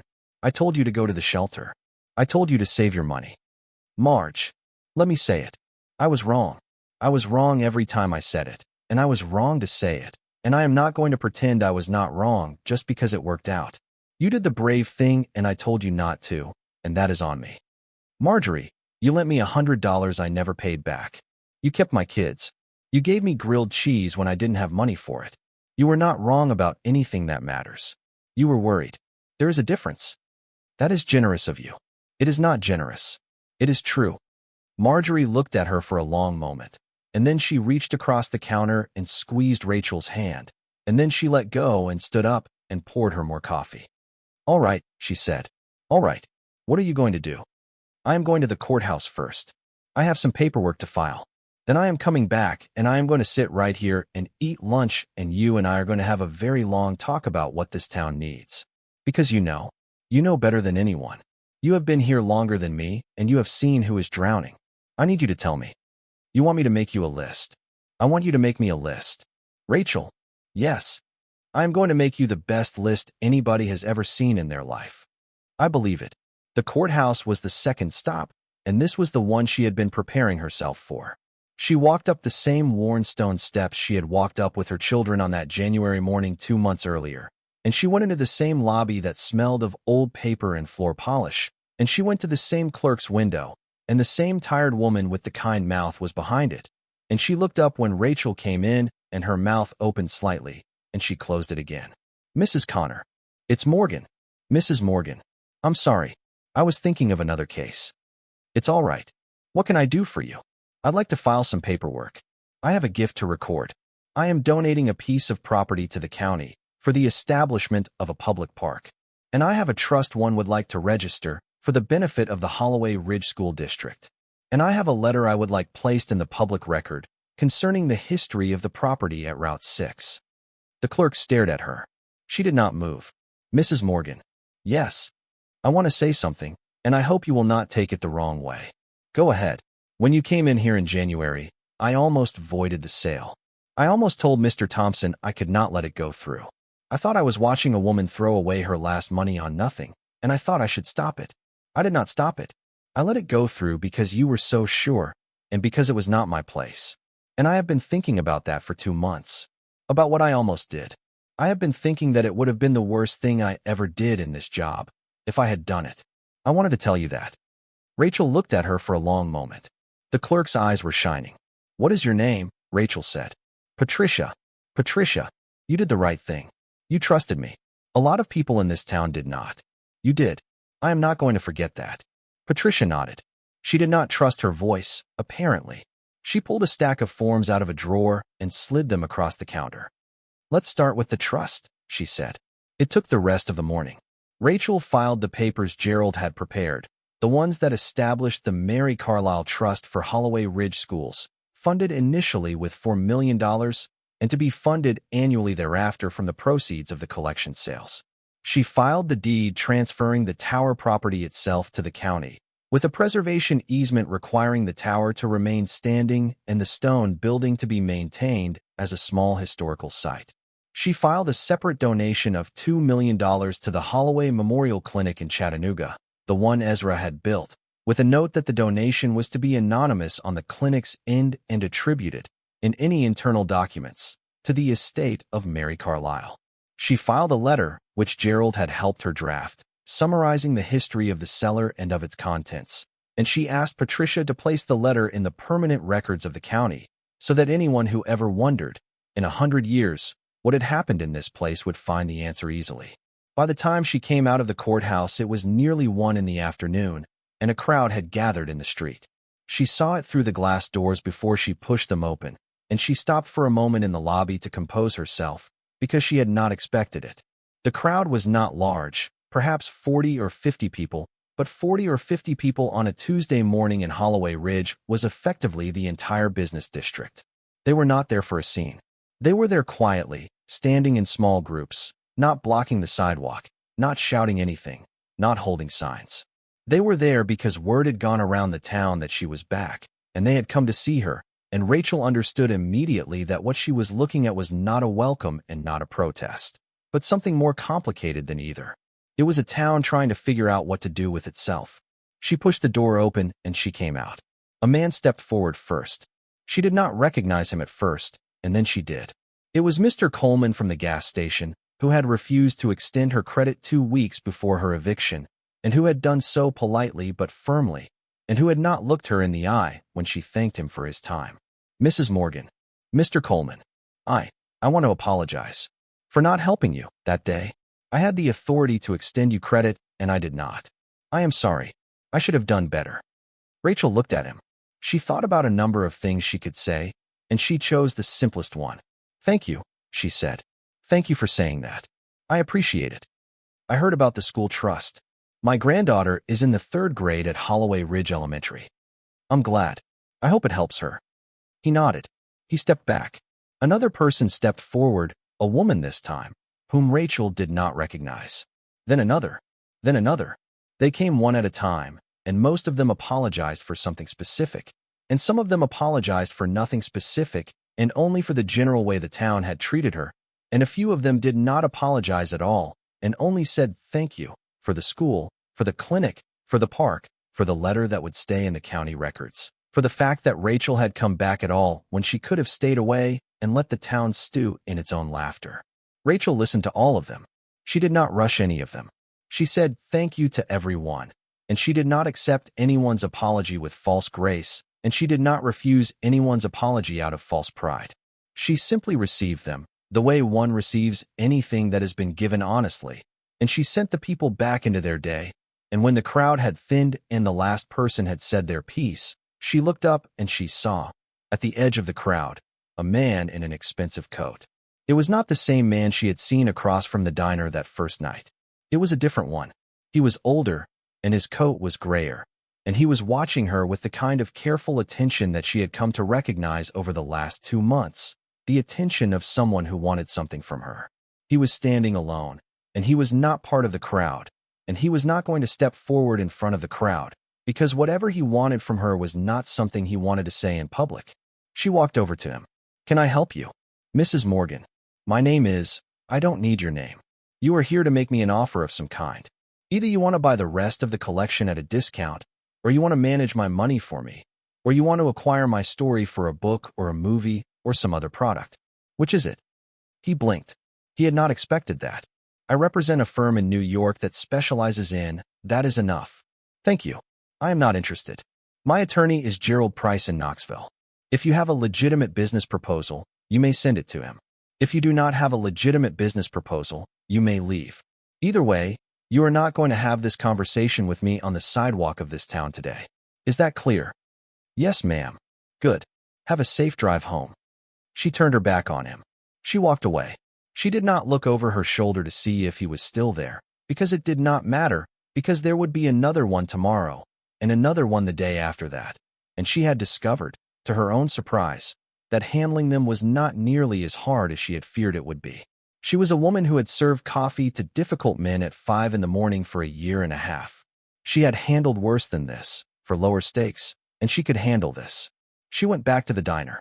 She ate lunch with Marjorie, and Marjorie had her list, and the list was 4 pages long, written in a waitress's careful round handwriting on pages torn from an order pad, and Hazel Carlyle stood at the door for another long moment.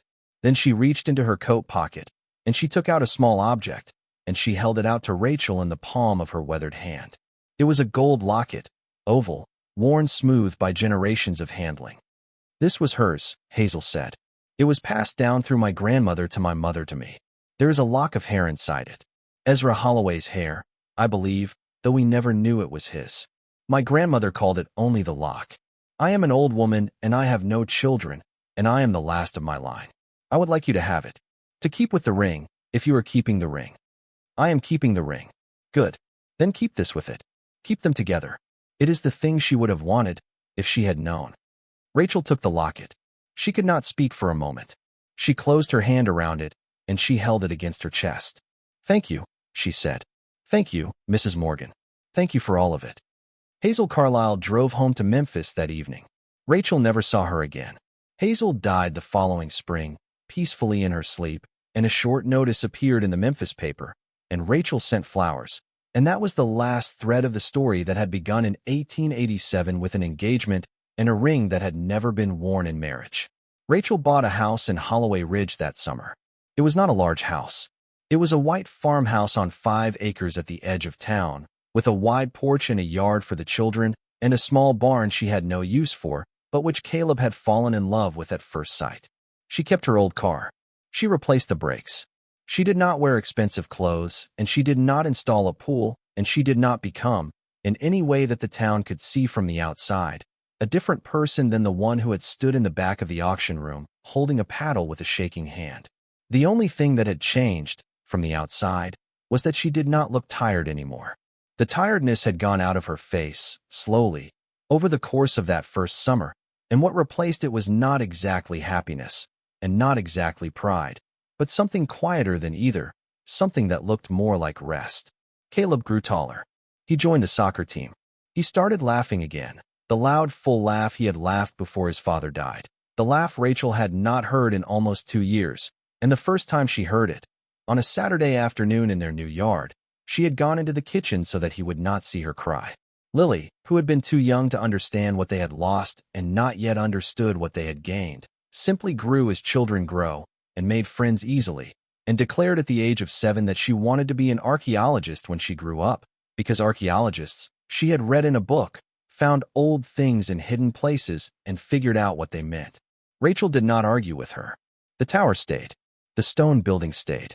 The cellar was emptied over those first 3 years, and the contents sold through the auction houses Gerald had arranged, and the proceeds paid the taxes and built the trust and funded the clinic and the shelter and the food bank and the scholarship and the dozen other things on Marjorie's 4-page list. And still there was enough left over for a comfortable life, and for Caleb and Lily's college, and for a reserve in case anything ever again went wrong in a way Rachel had not seen coming. Because Rachel had learned what no one could unteach her, which was that things went wrong, sometimes, in ways no one saw coming, and a person with children needed to be ready. The stone building became a small museum. It was open 2 days a week in the summer. A local historian, hired by the county from the funds Rachel had provided, gave tours. Visitors came, mostly from Tennessee, sometimes from farther. They looked at the iron door. They looked at the ledger, which was on display behind glass, open to the first page, where Ezra Holloway's handwriting said, "For M, who would have liked these things." They looked at the wedding ring, which sat in a small velvet-lined case next to the ledger, and at the gold locket beside it, which Rachel had given to the museum on long-term loan, because she had decided, after holding it for a year, that it belonged with the ring and the ledger, and that all 3 belonged to more than just her. Rachel did not often visit the museum. She did not need to. She had her own copy of the ledger, which Gerald had made for her. She had the memory of the first time she opened the iron door, which she would never lose. And she had her children, and her house, and her work, and her town, and she had all of it because she had once walked into an auction room with $487 and bought a joke that nobody else would touch. Sometimes, on summer evenings, she drove out to the tower with Caleb and Lily just to see it. They would park at the base of it and get out, and the children would run in the long grass while Rachel stood and looked up at the rusted iron and the faded letters and the high curved wall of the tank that had watched over this valley for so long. And sometimes Caleb, who was growing tall and who had begun to look like his father, would come and stand beside her, and the 2 of them would look up together, and Rachel would put her arm around her son, and neither of them would say anything, because nothing needed to be said. Thank you so much for watching until the end. If you love this story, check out the other videos on your screen now. I think you'll really enjoy them. And don't forget to subscribe if you haven't already. See you in the next story.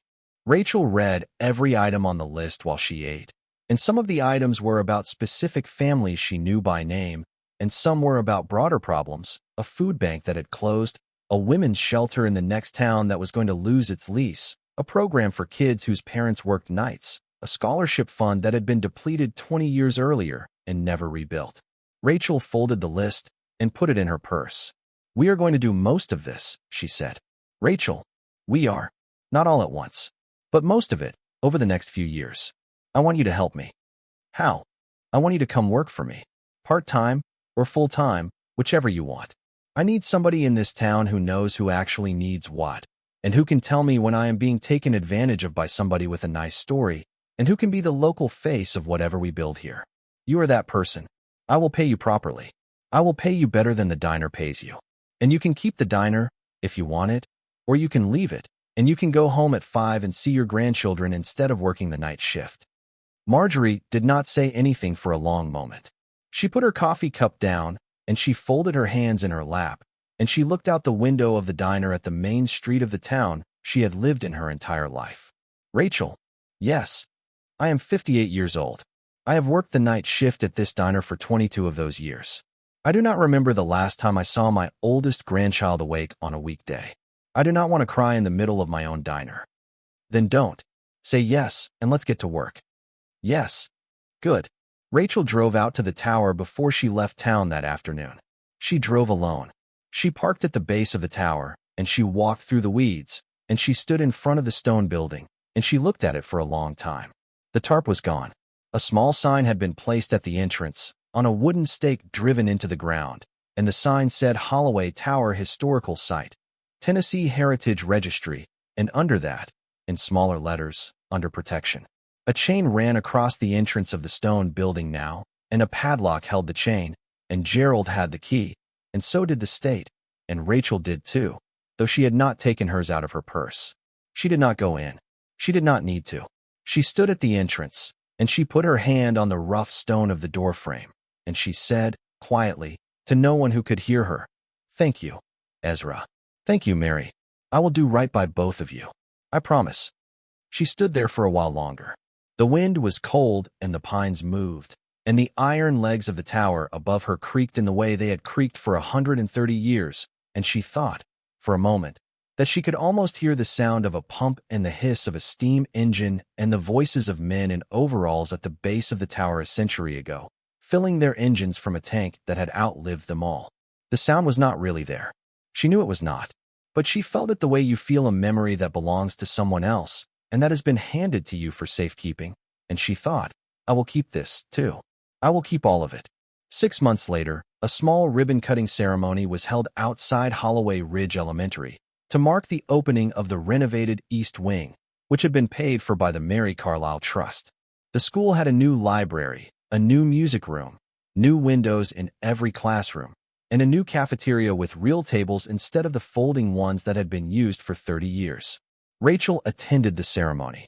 She sat in the front row with Caleb, who was back at the school for the new academic year, and with Lily, who would start kindergarten there in the fall, and with Dale Kenner, who had been named to the board of the trust, and with Marjorie, who had been named its executive director. The principal cut the ribbon. There was polite applause. A small girl with a violin, who Rachel did not know, played a short piece. A speech was made by the mayor of the town, who had been one of the people in the street that Tuesday in March, and whose speech was careful and gracious, and which did not mention Rachel's name, because Rachel had asked him not to. After the ceremony, a woman Rachel did not recognize approached her. She was in her 70s, and she was small, and she walked with a cane, and she came to Rachel slowly, the way a person walks who has decided to say something and who is not going to be hurried. "Mrs. Morgan." "Yes. My name is Hazel Carlisle. I am Mary Carlisle's great-niece. I live in Memphis. I read about the collection in the newspaper, and I read the letter you filed in the county records.